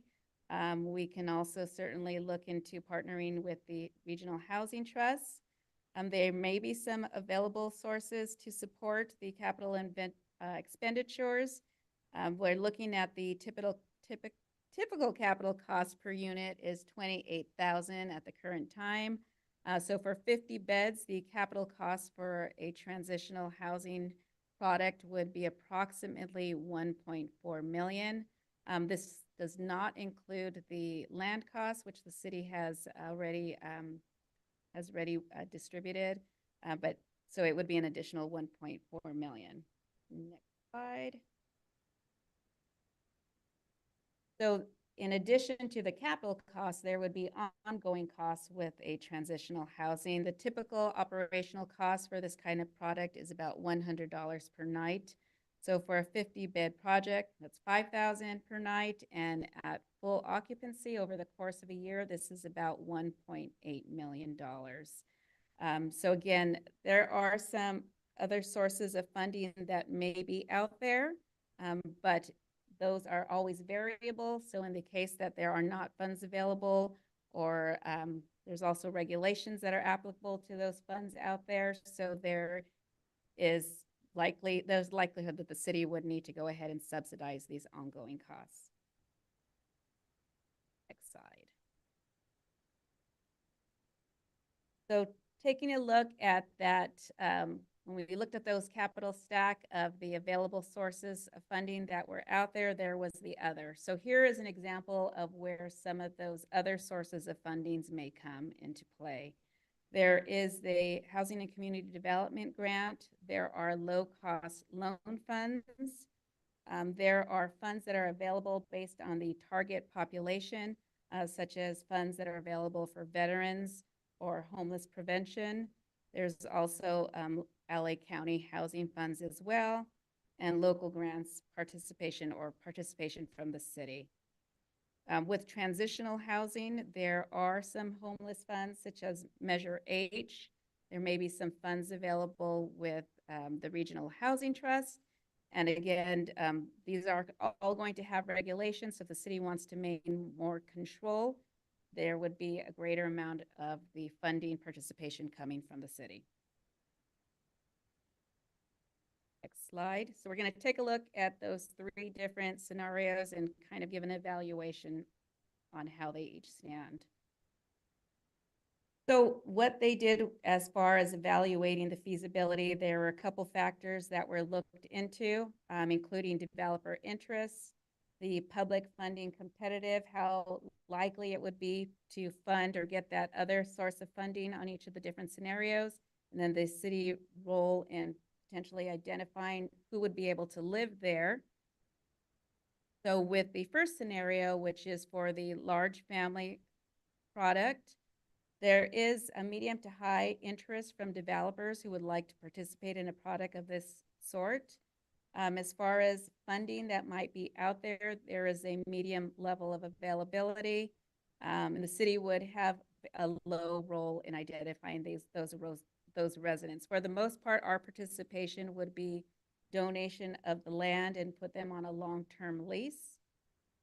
And in this situation, the benefit to it is that we're maximizing the site capacity and providing much needed affordable housing for families. In scenario 2, this one ranked high in developer interest, and it's because you're targeting a lower income group. You're targeting special needs or a special target population. So there's also going to be high funding competitiveness. There's going to be a high ability to identify those additional funds that are needed. Again, the city's role, though, in identifying the residents would be low. And again, the participation would be the land donation on a long-term lease. In this case, we're going to maximize housing affordability because we're going to be providing housing to those who are at the lowest level of incomes and most at risk of becoming homeless. And the third scenario is for transitional housing. In this one, we did see that there was, or hear from the feedback received, that there was low developer interest in this case. There's also a low amount of public funding available when we want to have a little bit more control of the who's going into the program. And so, but the city would have a higher ability to control who is coming in and living on the transitional housing site. So with that, the city would have to go ahead and have some more operational support in running this program ongoing. So on this, we're going to prioritize homeless and unhoused individuals. Next slide. So as we start to wrap up this presentation, some of the conclusions and things for city consideration is taking a look at permanent and temporary housing types. That means doing a combination of both homeless and permanent supportive multifamily is not really conducive. We saw low interest, so the city has to really consider their priorities on what type of product they would like to pursue. The city is going to have the greatest financial and operational responsibility with a homeless or transitional housing product. Priorities and availability of public sources of funding shift over time. We whatever is available today might not be available in the future. So the city needs to be flexible in understanding that there may be support needed financially. And so city support for a permanent affordable housing project will likely be through the land donation. Next slide. Some of the discussion questions may be which populations are most critical for the city to support at this site? What is most appropriate for the neighborhood? And what is an acceptable level of city involvement? Slide. And then this again is just kind of a summary on the three scenarios that were looked at, kind of just wraps up everything into one table. And you've got the three products: large families, seniors or special needs, low income, less than 30 AMI, and the transitional tiny home product. You'll see on this slide your 79 units at max for the first and second scenarios, 50 beds for the transitional housing. We're looking at permanent for the most part in scenario 1 and 2, temporary up to 24 months for the transitional housing, and the income levels as they vary through the different products. And we can see that with scenario 2, that is the highest interest from the developers, and there is the highest availability of public funding for scenario 2 as well. And the overall positioning in each of those sites is listed in the table as well. So with that, we are looking to hear from council, from the community members here tonight, so that city council can direct staff ultimately on how we could develop an RFP to solicit developer proposals. Again, we understand there may be additional information needed, but the options are for family or special needs, or if you wanted to move forward with transitional housing, or we can always pursue a different direction with some criteria from council on how they would like us to proceed. So with that, we'll turn it back. Again, we have Brielle here tonight, as well as Julie, to help answer any additional questions. Valerie, you have done an excellent job. She went through 33 slides. Now, some of you probably think it was like 93 slides.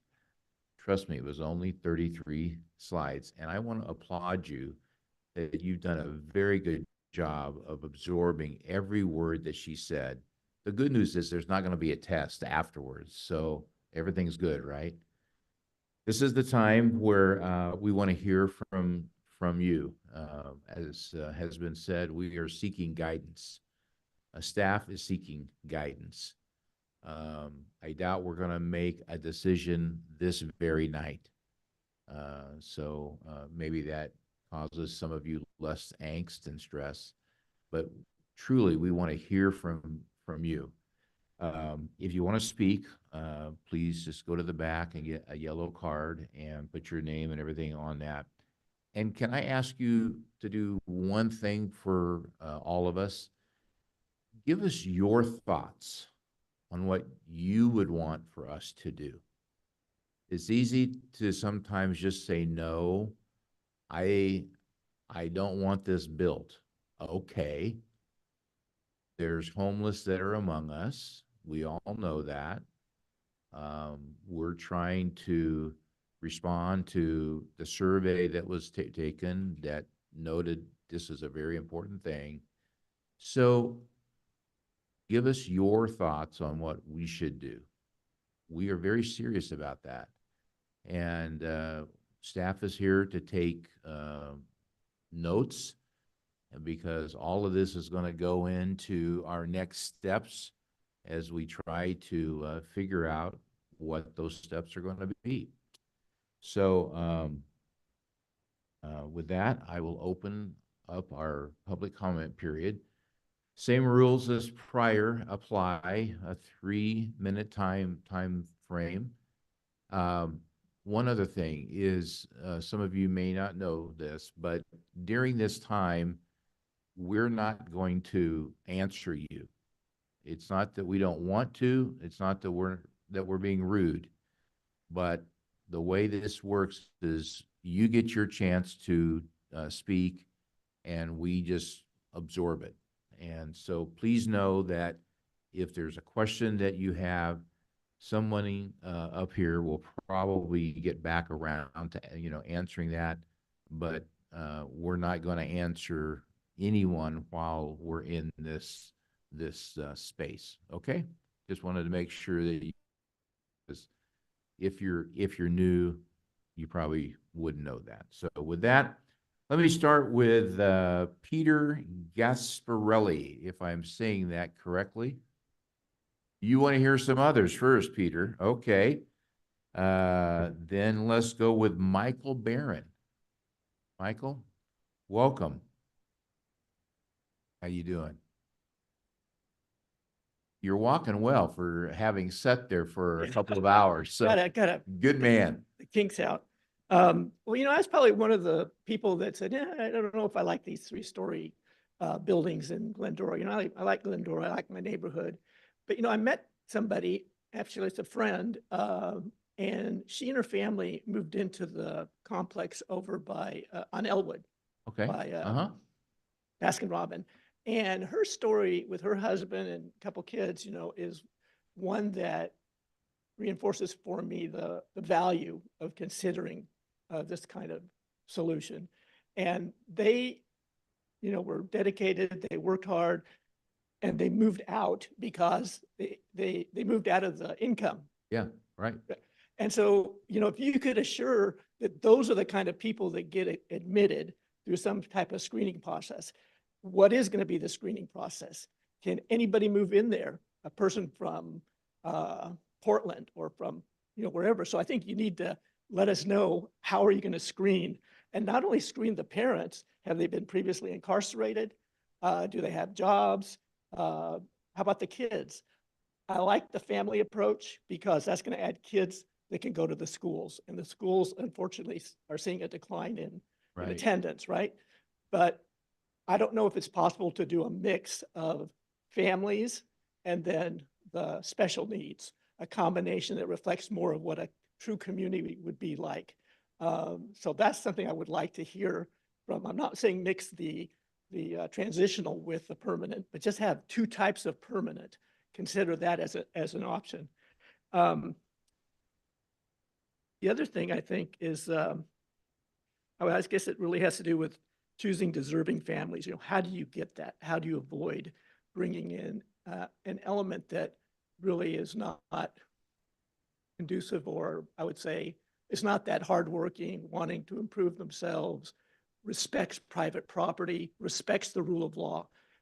How do we make sure that those people get the opportunity to move into the complex as opposed to just a random a selection?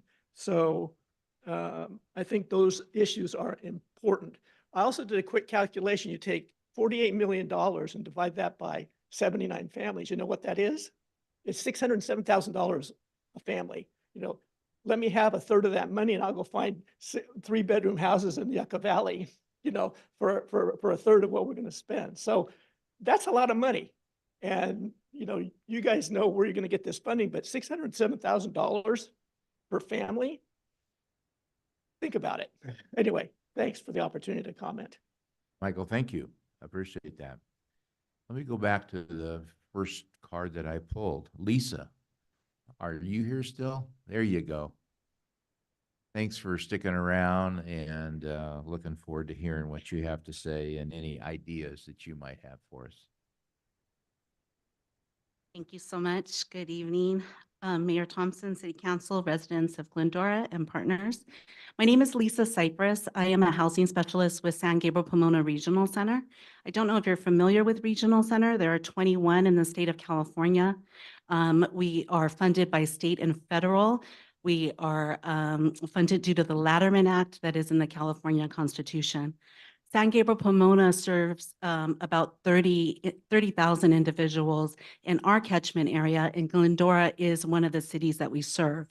Our individuals have developmental disabilities such as autism, intellectual disabilities, cerebral palsy, autism, and we also have a fifth category, any deficits that are somewhat equivalent to any of those areas. Our individuals right now are earning with wages, Social Security rate is way under 30% AMI. It's about $1,041 per month.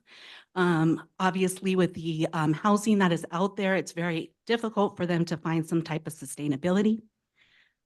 We have very unique services. We have independent living services and supportive living services that support our individuals. They help them with money management, meal preparation, anything specific to that individual's needs to sustain that independence.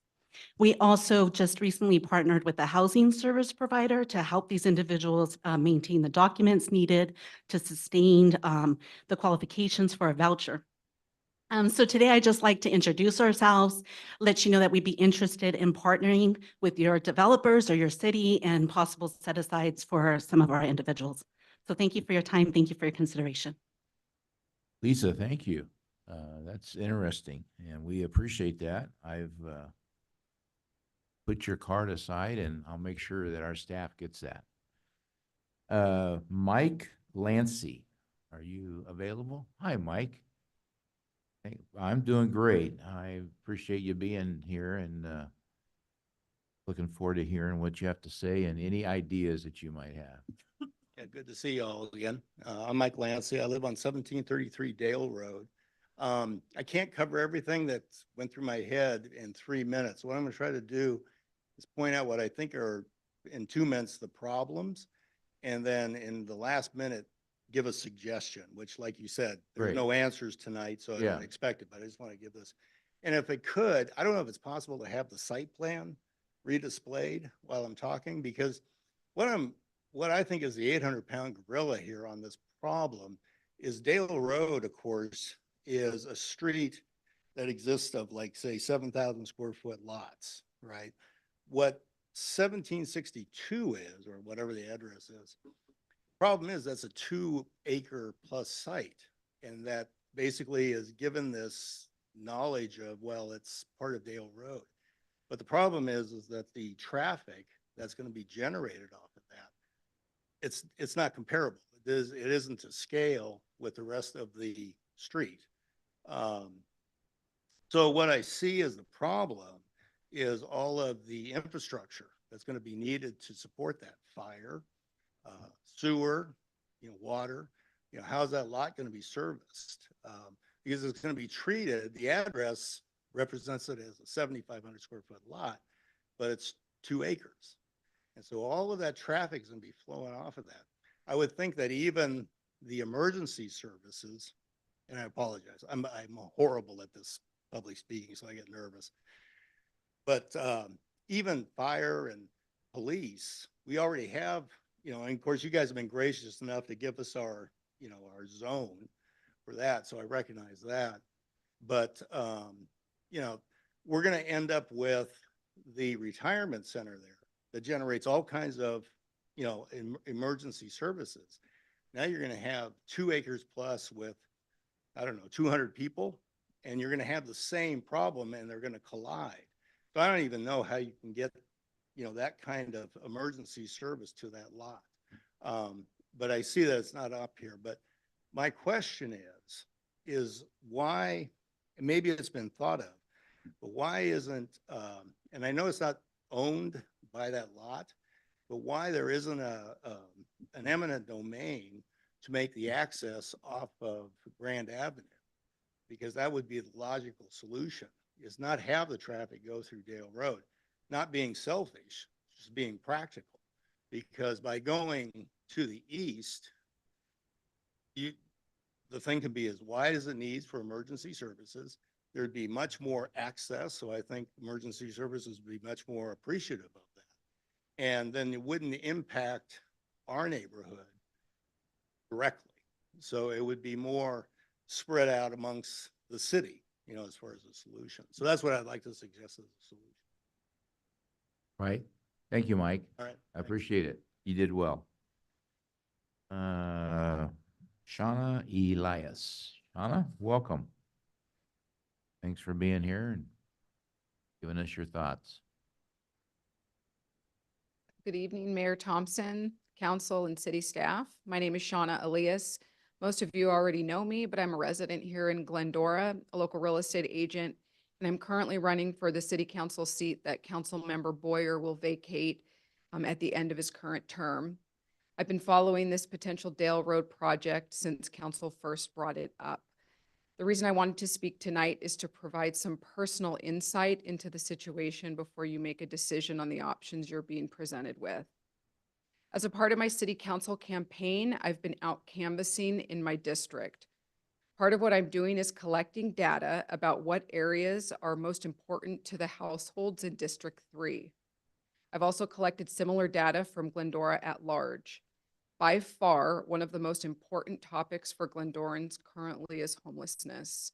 Almost 100% of the people I've spoken to or who have responded to my survey have cited homelessness as a concern.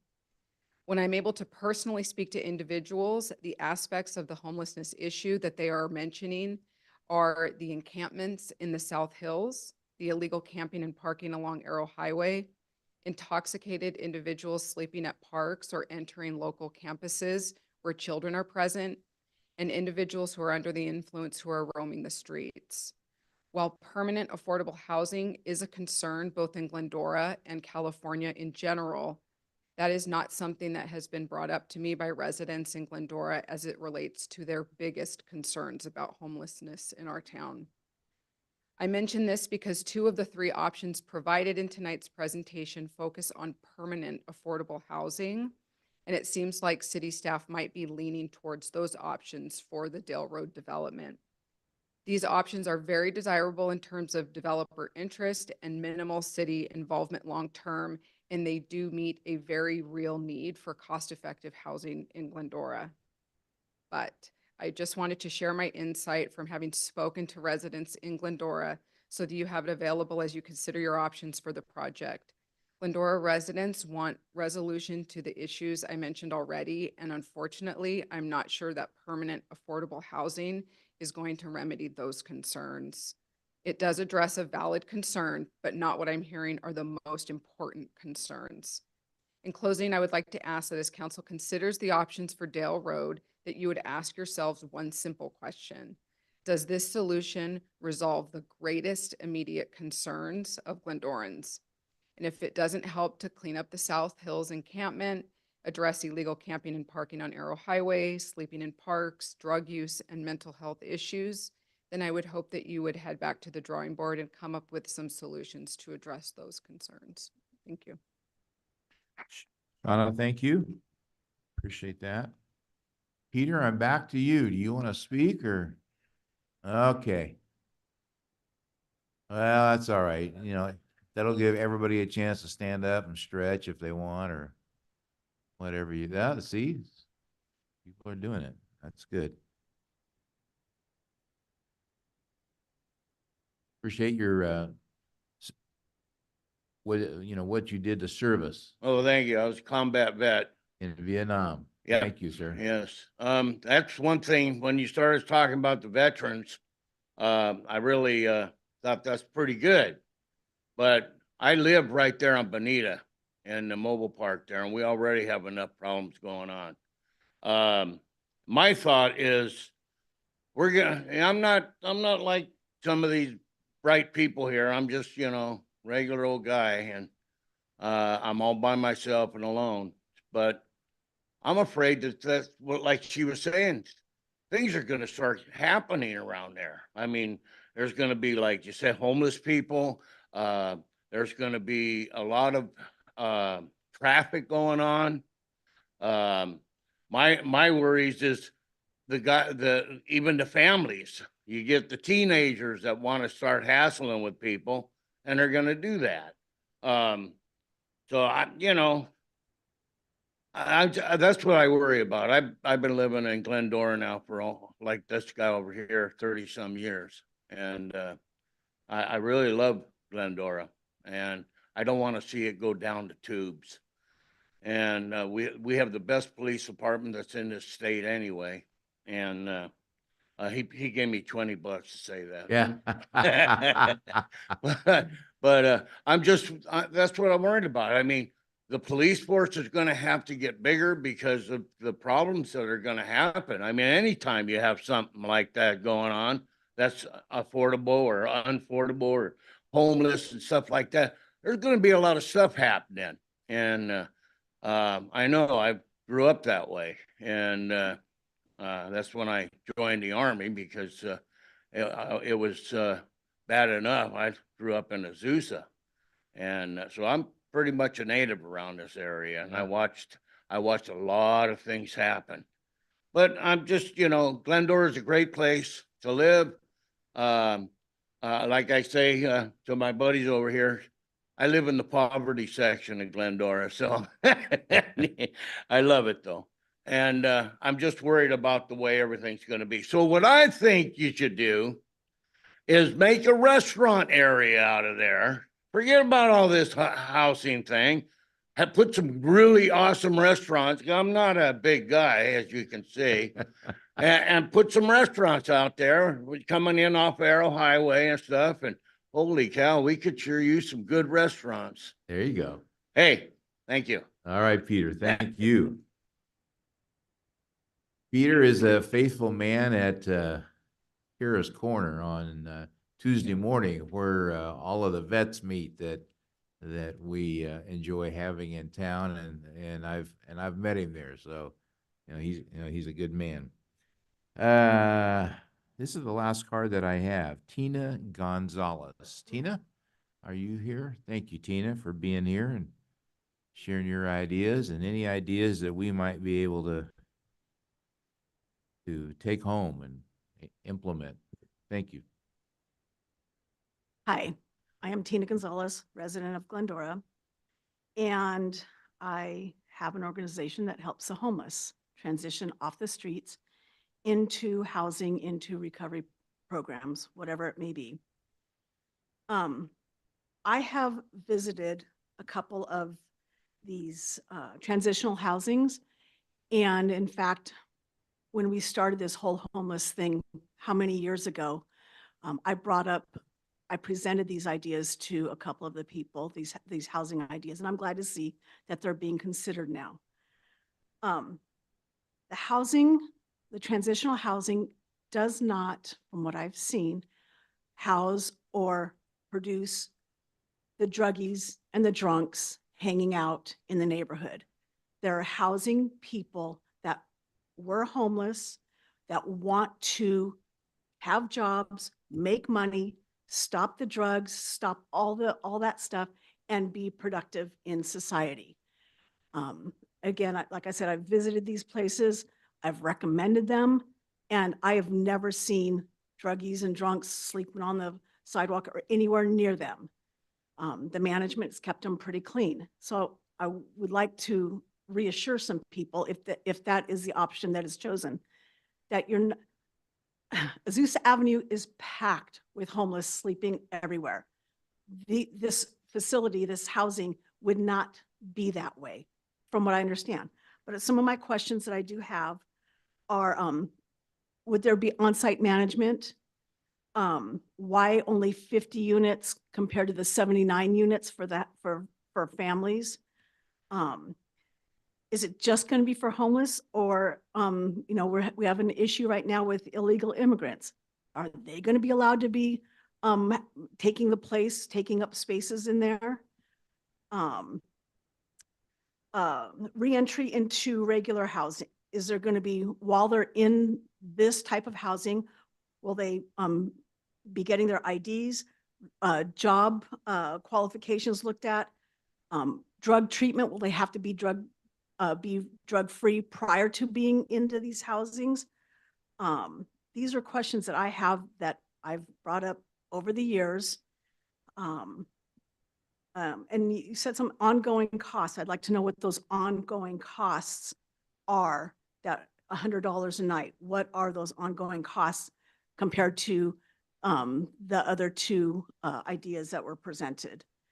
And another thing is with most of these homeless, they get general relief. They do have some funds. Why after maybe 3 months are they not going to be required to contribute to rent of some sort? Those are my questions and some of my ideas. Thank you, Tina. Appreciate that. That's all of the yellow cards that I have. I don't want to cut anyone off, but if there's others, please advise. Madam Clerk, do we have anybody on Zoom who wishes to speak? This time, I would request that anyone participating via Zoom raise their hand if they'd like to leave a public comment.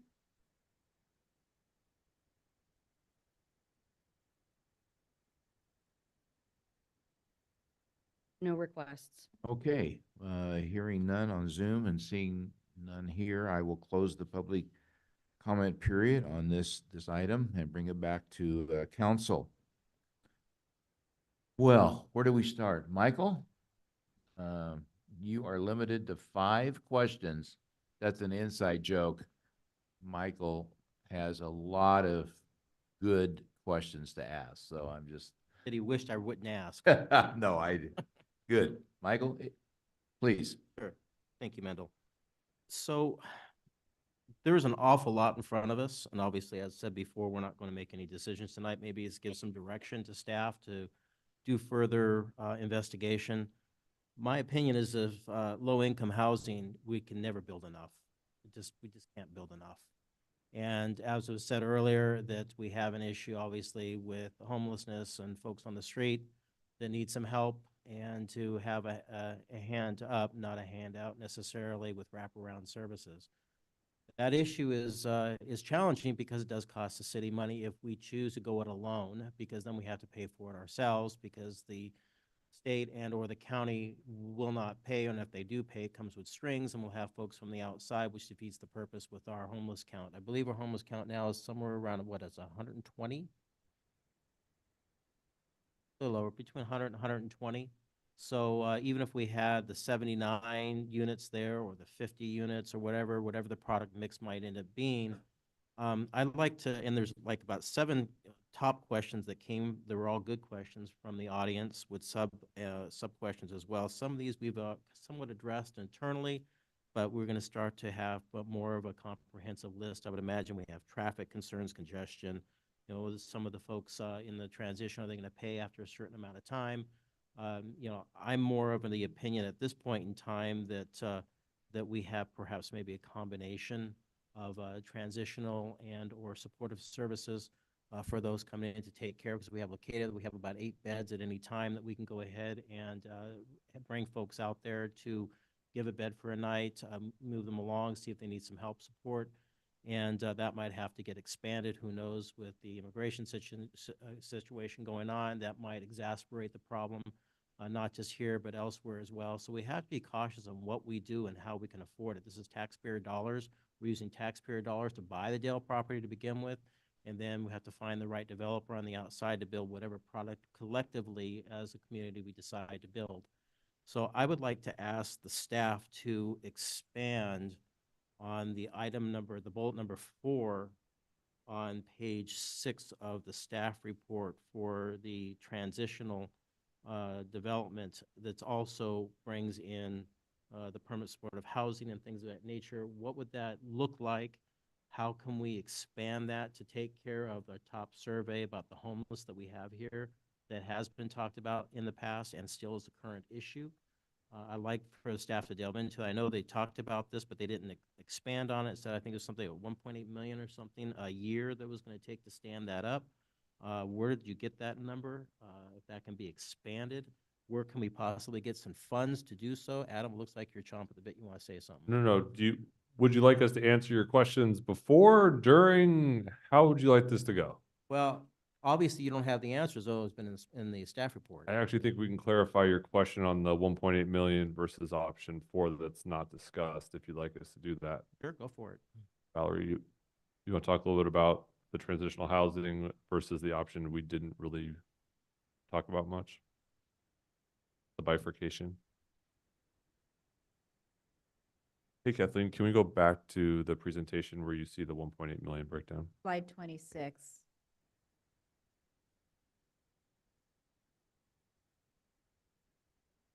While you're doing that, we had a discussion about access onto Grand Avenue. I don't remember what the answer was to that because we do have access, I believe, do we not? But there was a problem with traffic control on Grand. The left-hand turn, but again, I would just add on that front, and Jeff and Valerie can correct me here.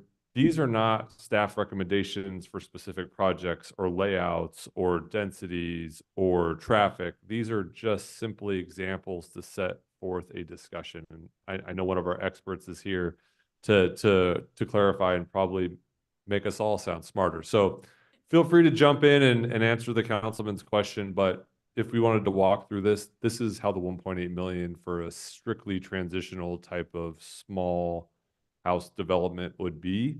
The hybrid approach would have some sort of subsidized city costs potentially, or grant funding where we gave up some control if we went after grant funding. However, there would still need to be an ample amount of either permanent supportive or affordable units to make that site, a portion of the site work. But happy to turn it over to you. Welcome tonight. Thank you for coming, and feel free to provide the expertise. Awesome. Thank you for having me. Brielle Salazar. I'm from the San Gabriel Valley Regional Housing Trust. We currently have 3 interim housing sites in operation, 2 in Baldwin Park and 1 in Montebello, and we're helping the city of Azusa to open their shelter later this spring. So we have really recent numbers from the procurement that we are still finalizing for Azusa, as well as the 3 shelters that we have in operation. So these numbers are grounded on those sites and also information we have from other sites. The expenses that come into that bed rate are providing 3 meals per day for each client. The real big expense is 24/7 supportive on-site staffing. So you have secured access to your site at all times. You have a housing manager and a case manager on site that are able to help connect people from their interim housing site to their next stage. You have maintenance and cleaning costs, and it's really just to keep it as a safe, decent space. And so that's where you get to that number. There's also a question about some of the sources that are available to support these operational costs. The biggest source available right now comes from the county through something called COGIS, or Counties and Councils of Governments Interim Housing Services Fund, which currently reimburses at 80 beds or $80 per bed per night. So there is that delta of about $20 per bed per night. And then these numbers can change as we move forward and wages increase and operational costs Are get there more strings expensive. attached to that? That program offers local preference. So there is a local preference first for residents with a nexus to this community. If you were to solve homelessness in your community, you would start going out concentrically. So it'd take you a while to get all the way to like downtown LA. You'd first start doing your neighbors. So we have first priority with that program. We get 80 Yes. cents on the dollar? Yes. Perfect. Then let me go on to the other question. Another question I have is Elwood. What's the turnover that we have that there's on Elwood? Do you know? It's very, there's very low turnover. People that are in there have the ability to stay as long as their income does not exceed. So if we did low-income housing, it would only help a slice in time, and that's it. It wouldn't help other folks as they needed the help. Correct. They There's pretty a- much there's stay a there? wait- There's a waiting list for Elwood typically at all times. The community safety, as it was brought up earlier by other folks, that they have a concern, but then on top of that, it seems like it's not really much of an issue. That's correct. I think when we had the last community meeting and we looked at crime rates in the various areas, city's got multiple affordable projects, some of which have been around for many, many years. Crime rate is no different. So I know the chief or the captains are back here if you have any specific questions on that, but no, that is not one of our concerns.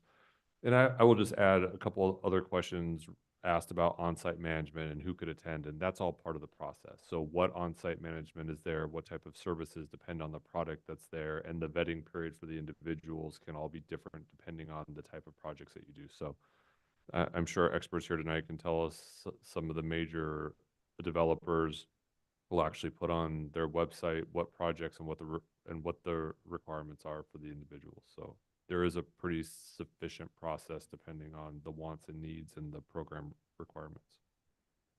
Just for clarity then, there is a possibility for grant, but we'd have to do some engineering to see if that's even feasible, access in and out. And I know we had a discussion on access to Arrow Highway at one time, but that would take an agreement with the property owner to the south and or an eminent domain situation. That's right. That was a very expensive process. Have to drive very fast. All right, I'm going to let the rest of the colleagues answer some questions. Michael, thank you. Very good. Gary?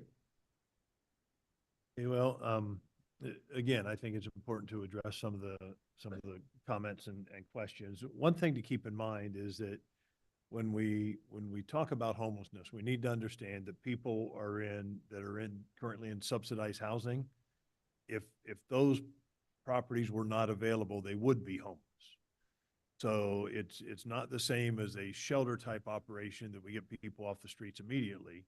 But unfortunately, with the cost of living in California in general, there's a lot of people at that threshold that if there were not properties available, then we'd be dealing with them on the street at some point or another. So the idea of the long-term or permanent affordable housing, that does address a homeless issue, but it doesn't address, an immediate need or an immediate issue. A couple times the idea of the screening process was brought up. The screening process is unfortunately going to be an issue, and that's an issue in general when you're renting a property out to anybody today. There are limits as to, what you can do and can't do by the state of California and by the federal government.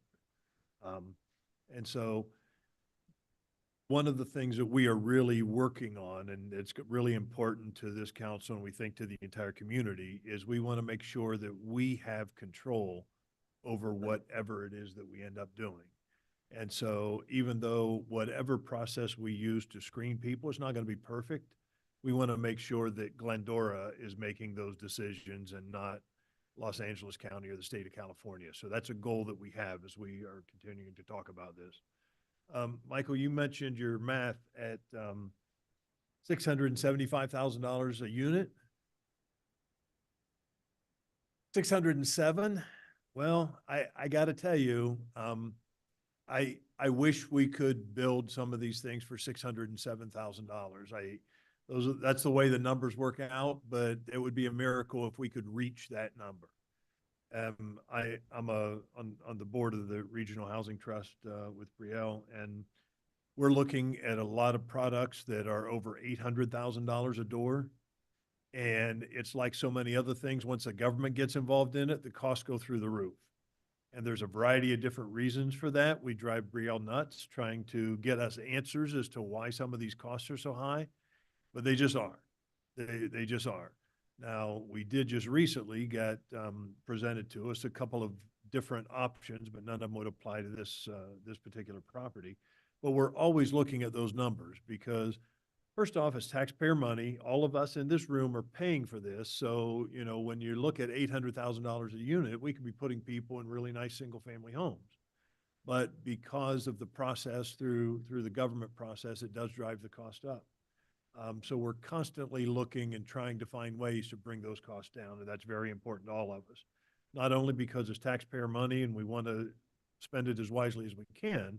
But if we could take that same $800,000 per door and create 4 doors instead of 1, we're going to be able to help more people by being able to do that. So that's a battle that we've been fighting for a long time, and we'll continue to do that. Lisa, you still back there? Could you come up? I've got a question for you. Through the programs that you currently have, do you guys keep track of where most of your clientele comes from? Absolutely. We also have case managers that are required by Title 17 of the Latterman Act to see our individuals that live independently every 3 months or as needed. So they're required to go into their residence to make sure that they're not being taken advantage of, that everything is working in the apartment or the unit, making sure that no other individual that's not on the lease is residing in that property. We also have a quality assurance team in our agency that oversees our providers. So if there's ever an allegation of complaint, we have a quality assurance team that goes out, takes a look at the program designs, monitors these individuals that are serving our individuals. So can you share with us, with the programs that you have and the properties you have available right now, the degree of which they are from a local area? And can you share, do you know if there's any We that are serve, Glendorans or yes, have we ties do to serve a Glendora? lot of individuals that live in Glendora. Some of our independent livers live right here off of Route 66, Pasadena Avenue. I think you might be familiar with that street. But we have independent livers that live in the city. We have families that reside in the city. We do serve individuals from birth till their passing. So there's no age limit. As the housing specialist, I directly assist our adult individuals with permanent housing, but we also get the request, and I also assist our families with generic resources in finding affordable housing. But as you know, most of the vouchers that are immediate are for homeless, veterans, people with mental health.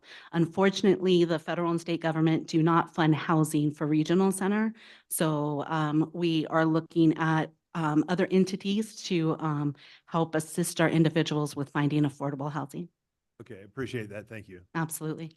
Thank you. It was sort of shocking when we got this report and we saw that basically about 30% of the population of Glendora would qualify for some of these properties that we're looking at. So that's important for us to know that we are dealing with our neighbors and friends and family at certain points.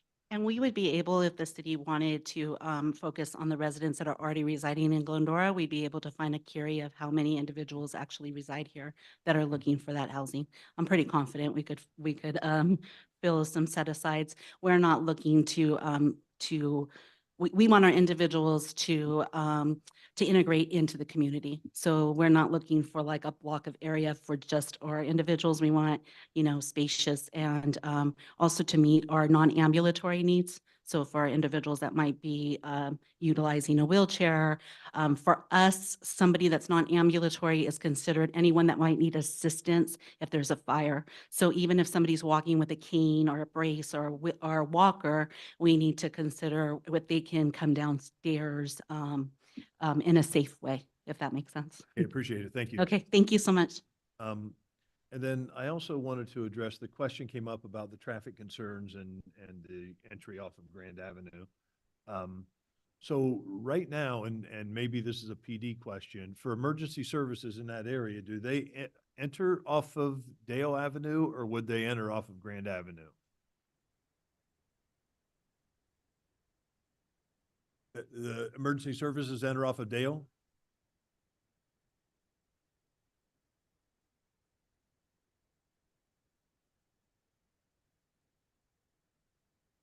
Okay, and just so people at home, one of the residents that live down that area share that they enter off of the Dale. Is that the normal process for? Yeah, I'm not PD? so sure about the fire department, but the police department, we go the fastest way. And most of the time we're coming from the north because this area is in the south.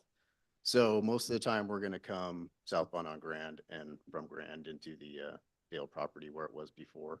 Sometimes if they're to the west, they may be coming in, but I would say most of the time we respond southbound on Grand and then westbound to the driveway to the Dale project or the Dale property when it was the facility before. Okay, appreciate it. Thanks. You're welcome. A lot of questions. I mean, this is going to be a long process. I think it's important for us to take the time to analyze this. The need is immediate, and we understand that. There are people on the streets tonight that need these services. But at the same time, we have to make sure that whatever decision is made, it's going to be right for the community in general, as well as for the people that are in that need. So that's all I have for right now. Appreciate it, Mendel. Thank you, Gary. Karen? Thank you, Mr. Mayor. You know, the challenge for us is that there's no silver bullet. We're not going to say, oh, we have the perfect project. We're going to fix all of the homeless concerns that everybody has. It's not that easy. It would be great if it was. And so what we decide to do with the Dale property is one of many solutions that hopefully this is just one of many things that we'll be doing, because there's not one way to fix all of it. When the Glendora Gardens were constructed, there was a lot of concern about traffic, about who would be living there. And so at that time, it was decided to make it senior housing because that was something that met a need at that time. Plus, people thought, if it's grandma living there, how could we be upset? And so then when the Elwood apartments were built, that was another dialogue of how can we, you know, build this, and there's going to be traffic concerns and those people are going to be there, and what's going to happen? Well, the Elwood apartments were built, and now those families have housing. And as Mr. Barron shared, great stories that come out of there, both individuals and families. And so what we look at doing at Dale is just going to be one more piece of that puzzle. And there are people who tonight maybe are living in a hotel, maybe are couch surfing, maybe in their car, who, if this Dale property was built as permanent supportive housing, that would be a place for them. They would no longer be homeless because they would have a place to call home. So when we think of our unhoused neighbors, there are many types and many people.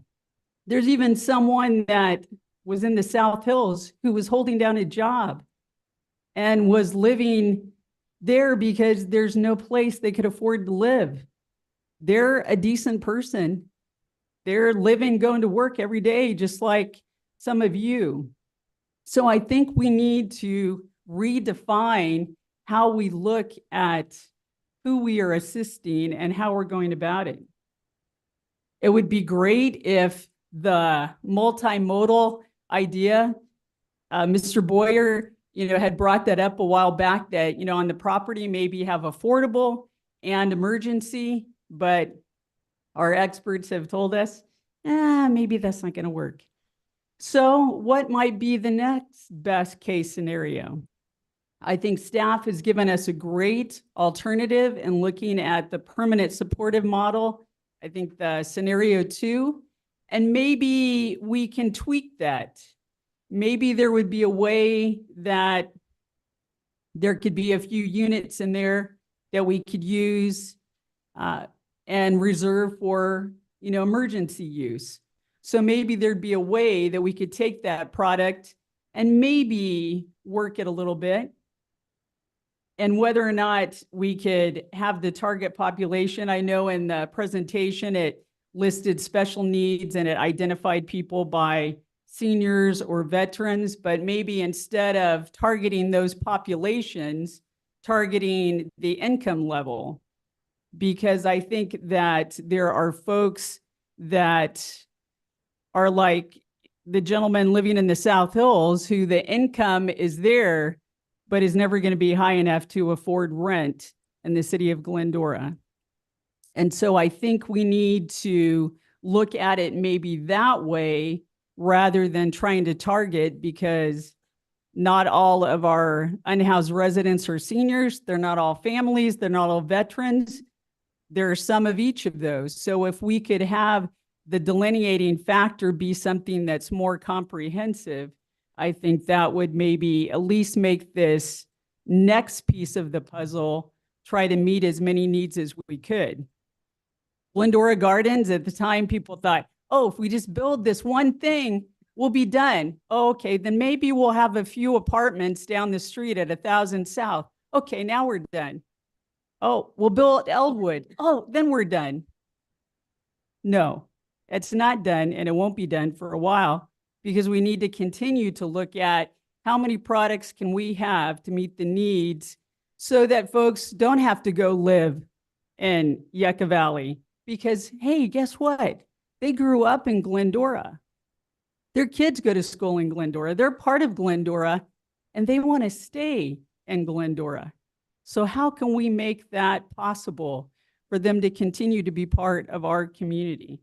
So I think looking at some product that's like scenario 2 with a little flexibility, what might be a great way to make that next piece of the puzzle. Thank you, Karen. Well said. David, your thoughts? Thank you very much. Start off with, I don't think I could support the tiny home project. Not enough support there. There has to be communal services for simple things like eating and restrooms and such. And I don't see a tiny home having a very long shelf life. We'd be replacing those little shacks, sheds, shelters too often, I believe. I don't think that's the great solution. I applaud the 3 service opportunities that we have in town with the 2 senior center housing, affordable housing, and the Elwood project.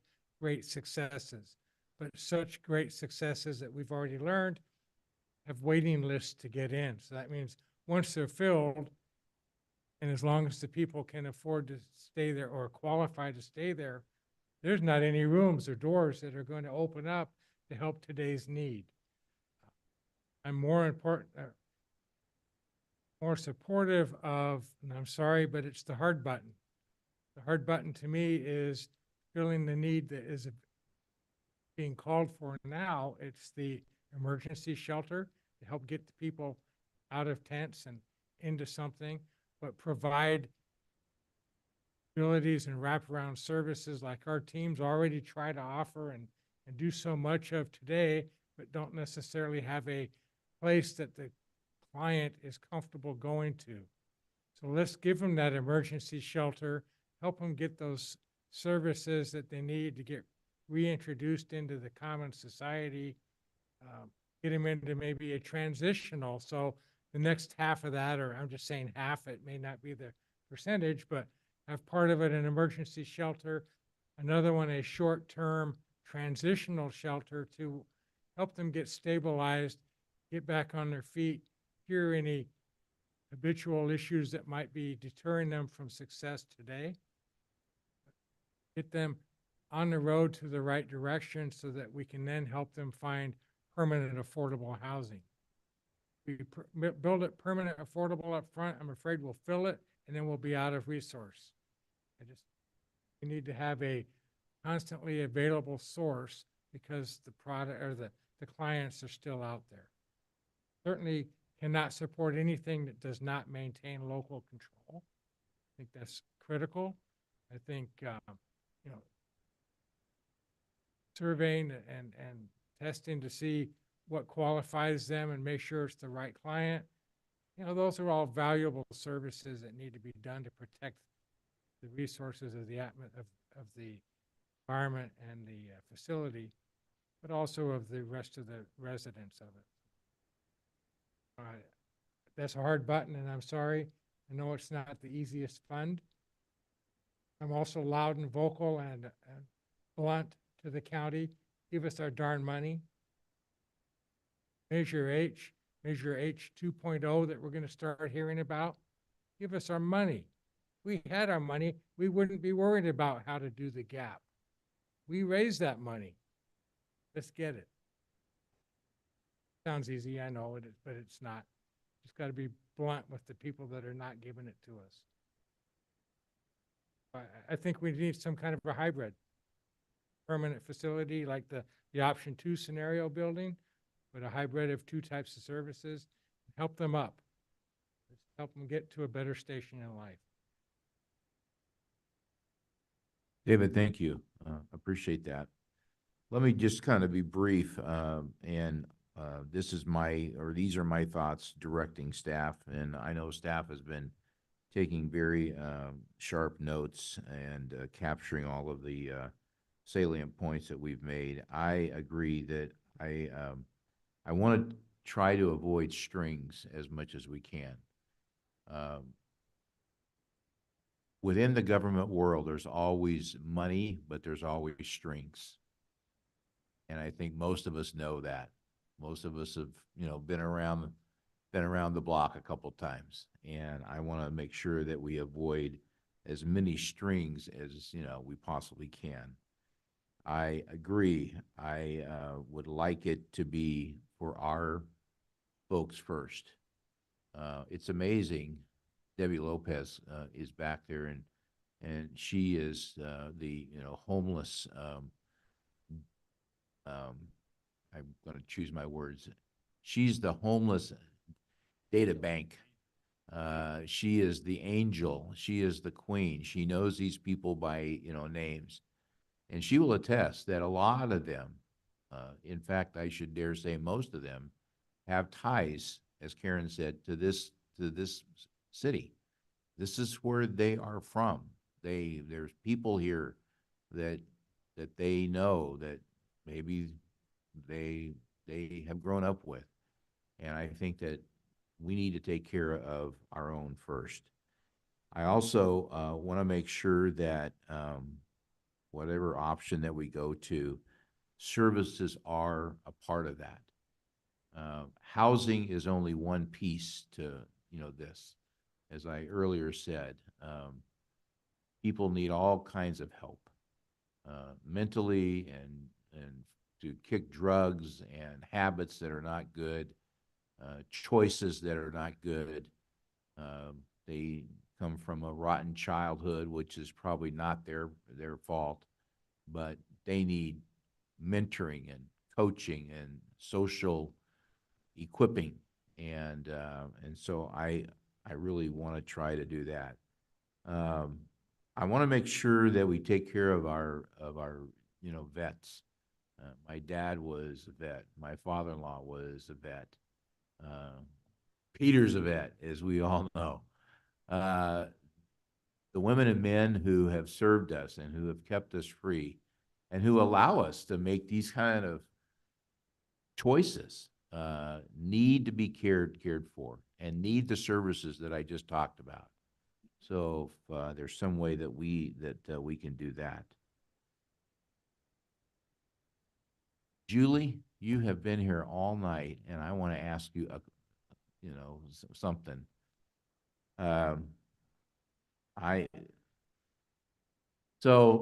Money and funding is what I've made my life off of.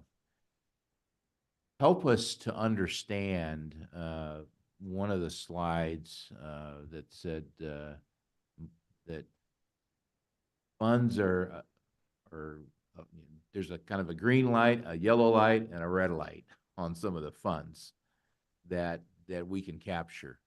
So tell us the current experience that we should expect for gaining funds. We've already heard that transient help, the overnight stays, the funding for that is not really there to build that out. So that's my red light, okay?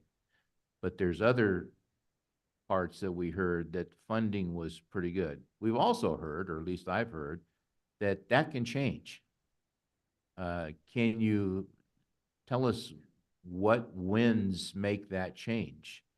Is it the tax base? Is it the party that's in control? Is it what? So can you help us with just a little bit of that? I'll do my best. Thank you Okay. for the question. Again, Julie Cooper with Economic and Planning Systems.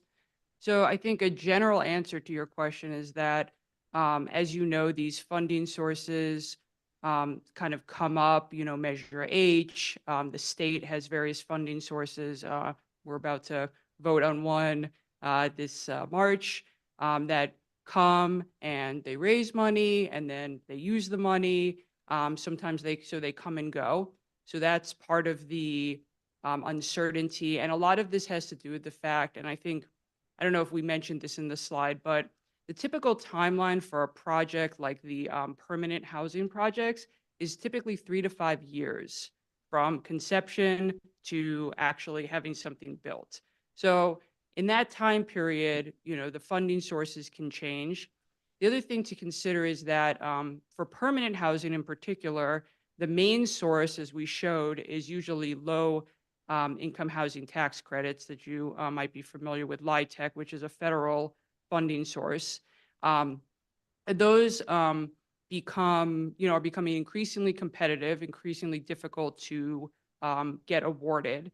And they also come with their own set of preferences and criteria, which HUD, the federal government Housing and Urban Development Department, can change over time depending on different priorities that they have. So for instance, what we showed is that funding competitiveness for the lowest income housing, so permanent supportive housing in this situation, is most competitive right now because that is what the government is trying to get built. Okay, Is that really affordable housing. right.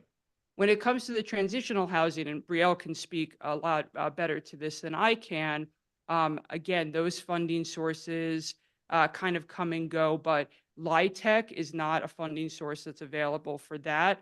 So it tends to be something that's not as kind of organized or set the way that LIHTC is. And so you'll see we mentioned several different grant sources that are out there, whether from the county or from the state.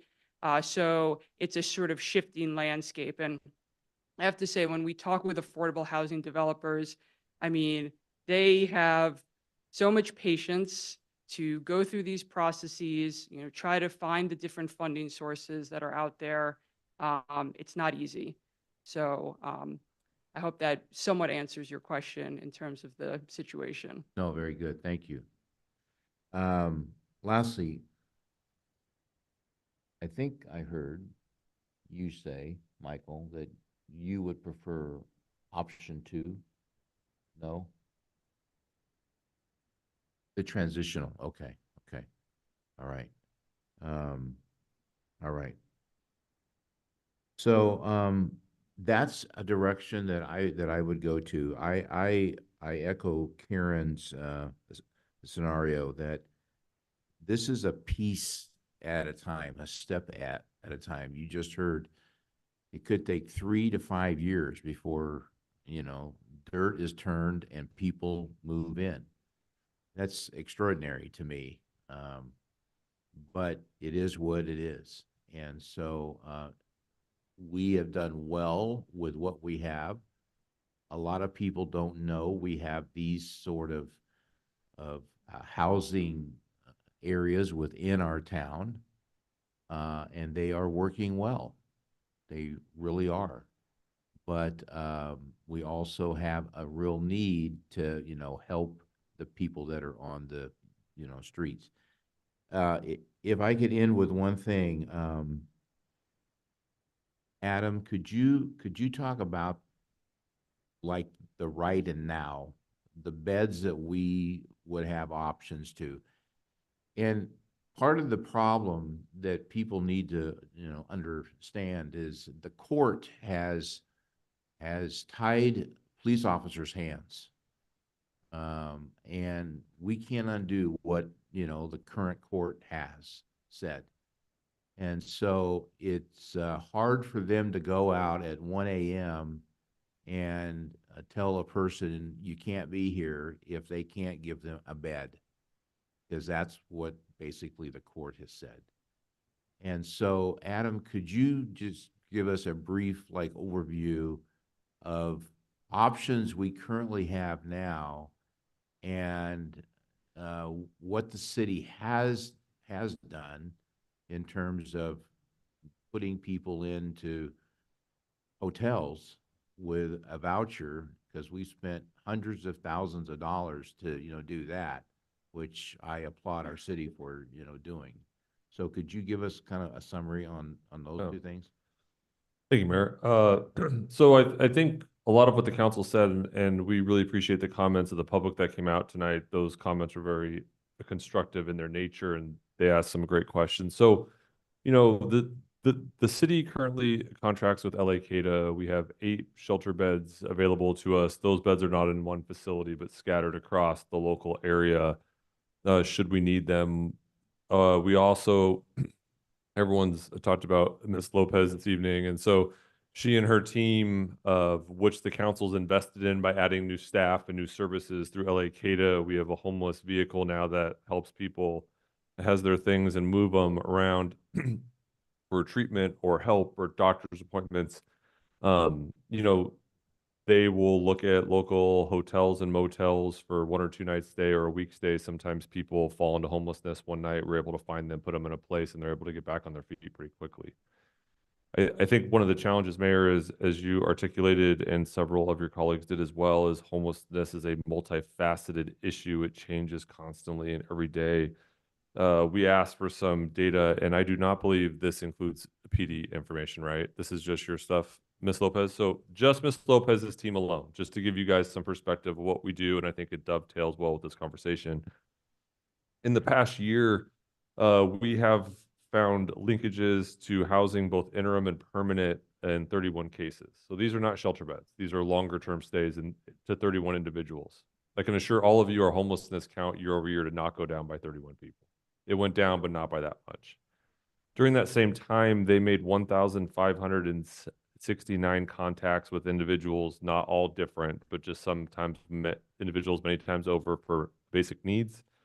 For benefits like Social Security, we made 64 contacts. In order to place those 31 individuals, we made almost 450 housing contacts throughout, trying to place individuals in a place of residence.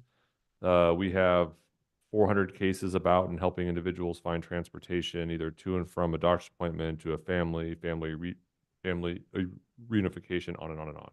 So it's not like the city is not trying to do the right thing by having some of the affordable projects or contracting with LA CADA, which is how much a year, Moises? For $250,000 a year, or investing in additional staff in the homelessness side, and the police department, working with the county partners and county mental health, and going out with the community improvement team or impact team, makes contact with individuals on a regular basis. I think, as was spoken tonight on Arrow Highway and some of the South Hills, which is really Caltrans, city has no jurisdictional authority there. So now we're working with partners to find housing. So it's another subset of individuals that we're trying to find housing for. So, to talk about what we have in that case, Mayor, is the city council's invested well over $1 million a year into these services, whether it's staff time or contractual services and equipment and overtime for staff. We're at that next step with, you're right, no matter what we do here, we're never going to solve the issue today, but it depends how we want to make a dent in the issue. There's some immediacy needs by having some available shelter beds, or interim beds more than we have now is always a great need. And this doesn't even talk about the concept with the DA's office. Sometimes they don't want to prosecute some of the quality of life crimes, or not, until significant efforts done, and the police department's done a wonderful job working with them to make the best of a hard situation. So as the council considers their options tonight, and it sounds like, we're not exactly online, but if staff could get some further direction into, hey, we like option 2, come back with more options in option 2. Hey, we like the option 4 that's talked about, as was said earlier, we want to know more information. Any sort of specificity, including density, height, and all that stuff, we'd love to hear, so we can come back to you with more options and help you further discuss this topic. Thank you. And I will stop with that. I just want to say thank you to each and every one here. We have listened. We will continue. I think, if anything else, you have probably experienced what we have been thinking about for the last couple of years. This is a big thing to work on.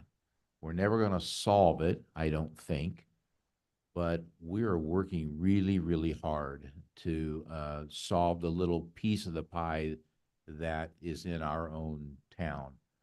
And as Adam just said, we have a tremendous staff, police, social services, just staff that goes out and helps and assists and mentors and really creates the hard love sometimes for a lot of these folks that are just down.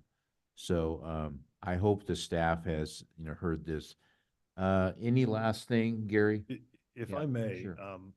earlier this evening when we were having other conversations, Valerie shared an idea that I think it's at least worth hearing again and considering. And so I slipped her a note and said, hey, I'm going to ask you to share this with us, but if you would. Thank you. So one of the ideas that I had proposed was along the lines of taking a look at either scenario 1 or scenario 2. And Councilmember Davis also mentioned with scenario 2, not necessarily utilizing it as a seniors or a specific targeted audience, but in general, just taking a look at special needs, which I believe is under 30% AMI. So if we were to go ahead and say, okay, scenario 2, we're going to go forward with that. We're going to issue an RFP for the 79 units and an extremely low income.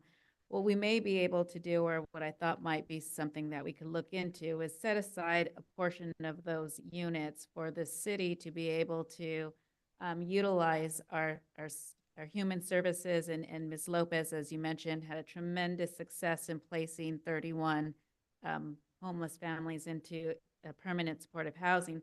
If while the project is under development, possibly she's working with a certain number of groups that she can then have a place to put them into for permanent supportive housing. So we are working on this development for extremely low income permanent supportive housing, but we're also taking specifically Glendora homeless families off of the street and into permanent supportive housing.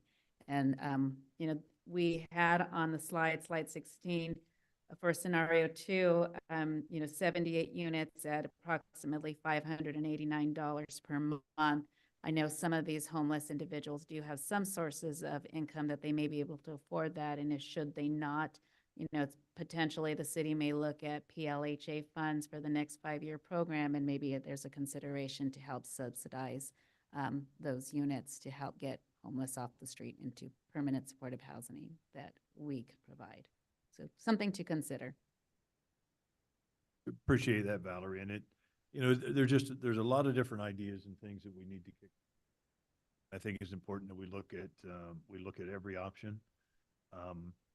But as much as the, permanent housing is needed, I think there needs to be something there that allows us for the emergency services, whatever that looks like.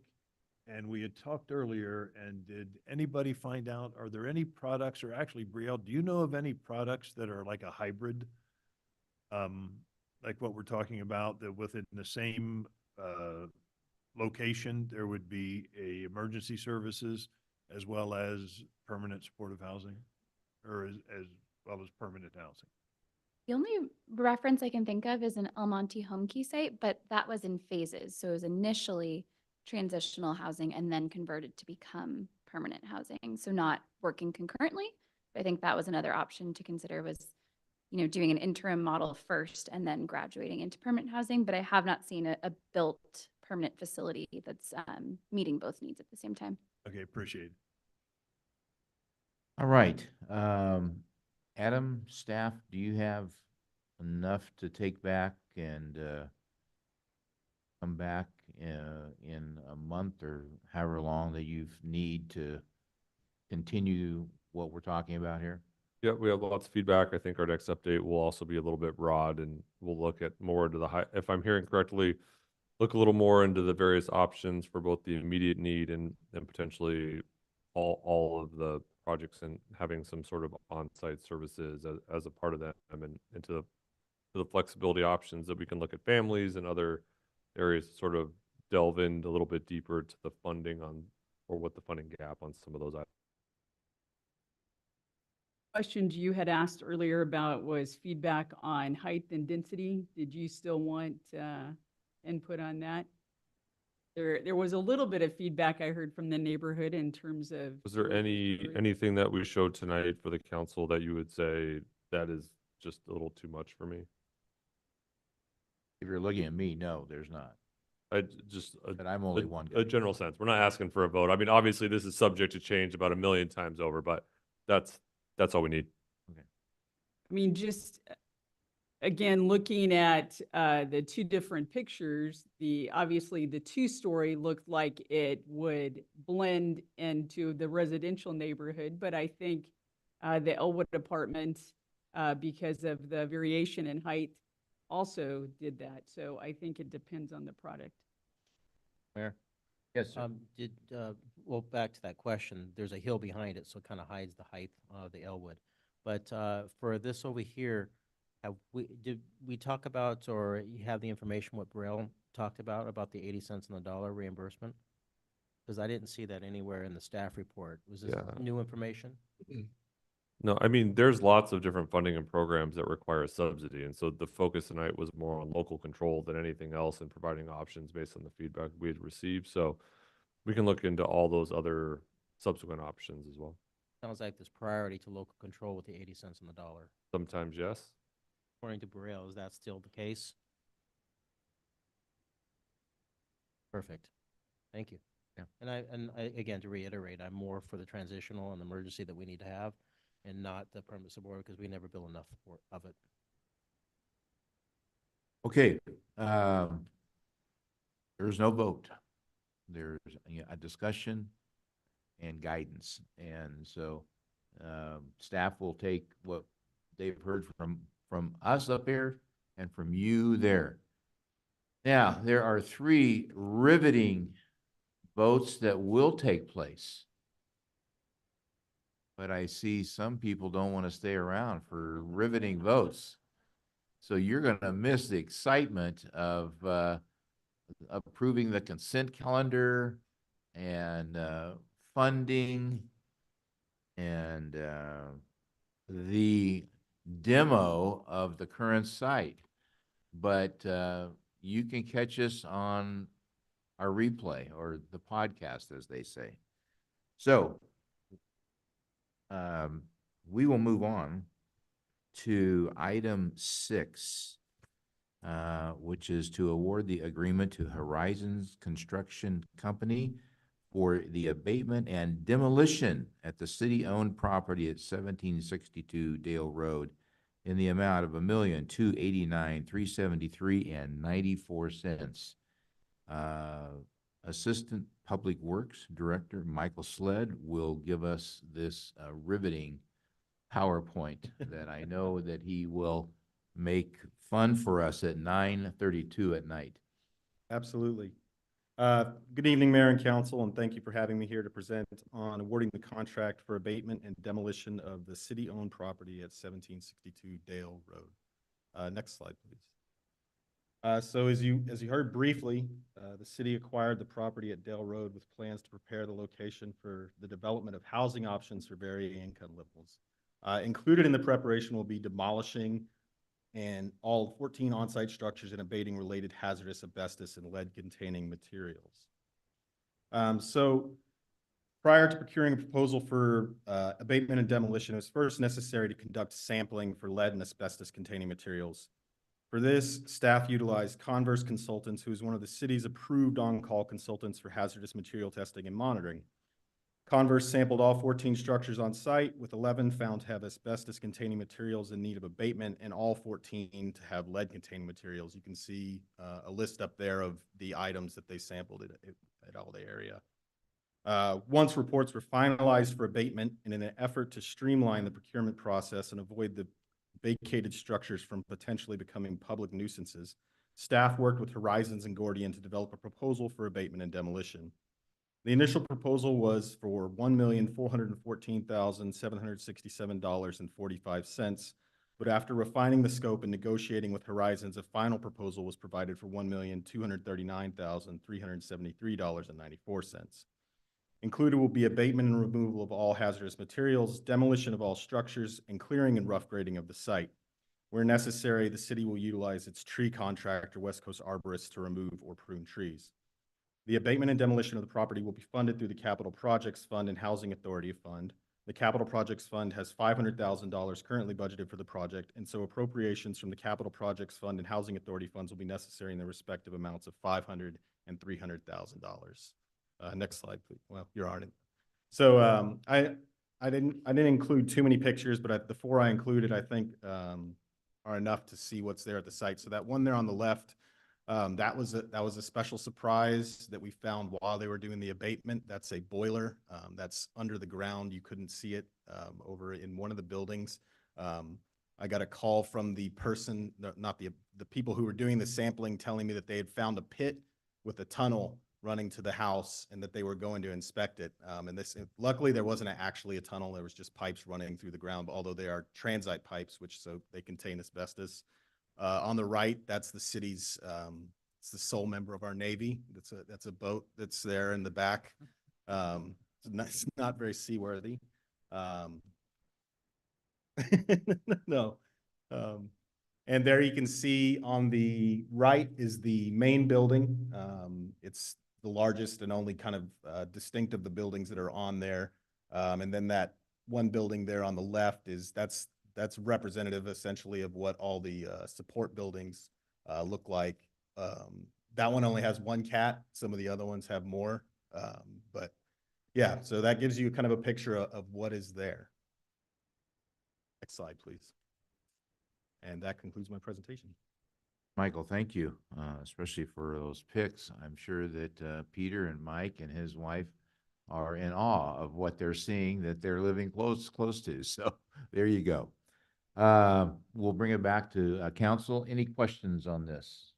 Gary? Actually, I hadn't thought about it till right now. Do we do something with because there are a lot of feral cats down at the property. Is that something that we would address when we tear down the property? Okay, okay, perfect. Thank you. That is. Okay. I'll make a motion to approve. Okay, a motion by Karen, seconded by David has been made. Madam Clerk, could you call the roll for the vote? Councilmember Alois? Yes. Councilmember Boyer? Yes. Councilmember Davis? Yes. Mayor Pro Tem Friedel? Yes. And Mayor Thompson? Yes. Motion carries 5-0. All right, thank you so much. Okay, we will move on to the second to the end of our meeting tonight. This is a public hearing, and by law, it has to be.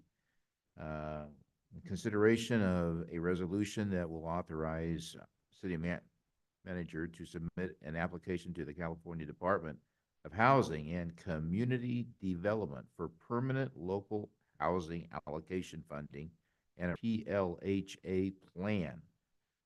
And I will open the public hearing right now. And you're back. I am. I thought I was looking around for you, and I thought, well, who's going to give the report? But Try to make a run for it, but you're able. back, so I am you're back. on. Thank I- you so much for sticking around and being here. You're welcome. Yeah. Good evening, Mayor and Council. Tonight, I will be going over state-issued permanent local housing allocation funds and the city's request to submit an application for those funds allocated to the city of Glendora.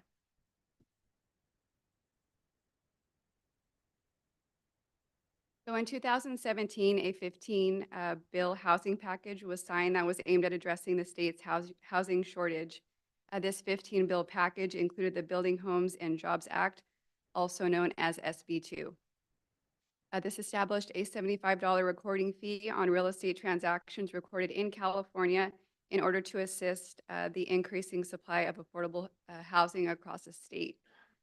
Beginning in calendar year 2019, legislation directed the California Department of Housing and Community Development Department, also known as HCD, to use 70% of these recording fees to provide ongoing financial assistance to support eligible housing projects and programs in addressing unmet housing needs for local communities. This program is referred to as the PLHA program. SB2 also requires that 90% of PLHA funds be allocated based on the formula used under federal law to allocate CDBG funds to local governments in California. The remaining 10% to be awarded to non-entitled jurisdictions through a competitive grant program. Next slide, please. So here we have a table basically giving us a snapshot of Glendora's allocation, which can also be found in the 2023 NOFA. So I guess going row by row, we'll look at 2019, where we see that Glendora was allocated a little over $130,000. So at the end, you will see that it is notated expired, and that is because those funds are no longer able to be reimbursed. And I'll kind of go into that in the next slide. The second row is going to be a confirmed amount of a little over $500,000 from 2020 to 2022. The third is an estimated amount since 2023 real estate transaction amounts have not been confirmed. I did want to point out that there is a typo and I can't see that far, but it should be there. No, I should be able to see that far. In the column for 2020, it should be $202,461. I think there is an extra 2 there. Due to HCD's 5-year cycle requirement, the city will be applying for a little over 700,000, actually closer to 800,000. So again, it's a 5-year estimate, but we're looking at that available amount of, again, I can't see, a little over $650,000. And that again is because 2019 funds are expired.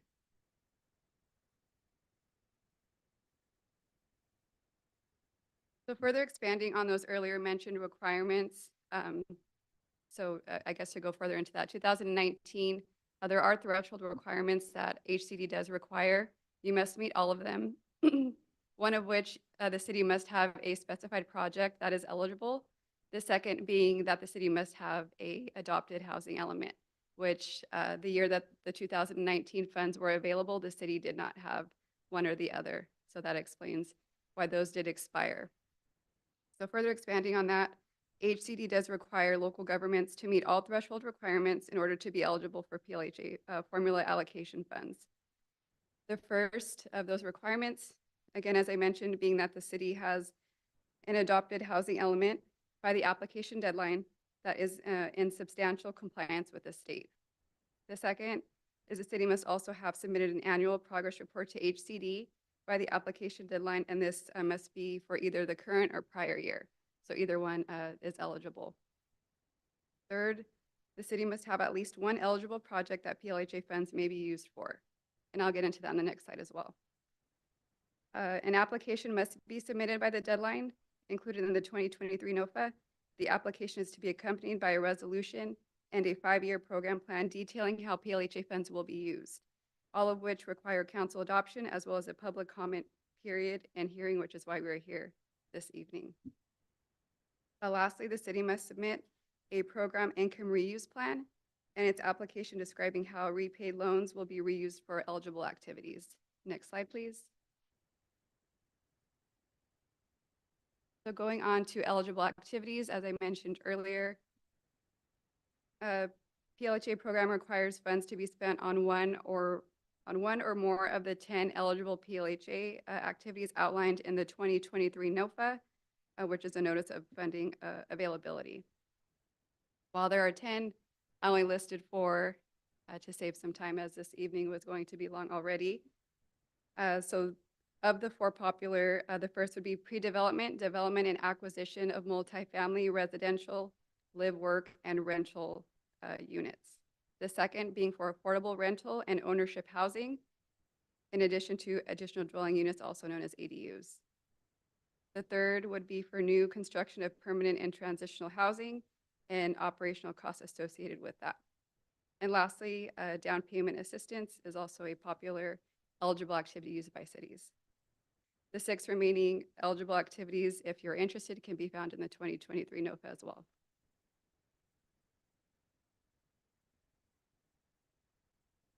As mentioned, one of HCD's requirement is to submit a program plan indicating how PLHA funds will be utilized Included in your agenda packets and available online is a proposed program plan that specifies the city's intent to use PLHA funds under the direction of eligible activities section 301A1, of which 95% of PLHA funds are to be used towards the program and 5% of that would be used towards administrative costs. With this being said, the city will be applying for funds to be put towards the acquisition, demolition, and development of the property at 1762 Dale Road.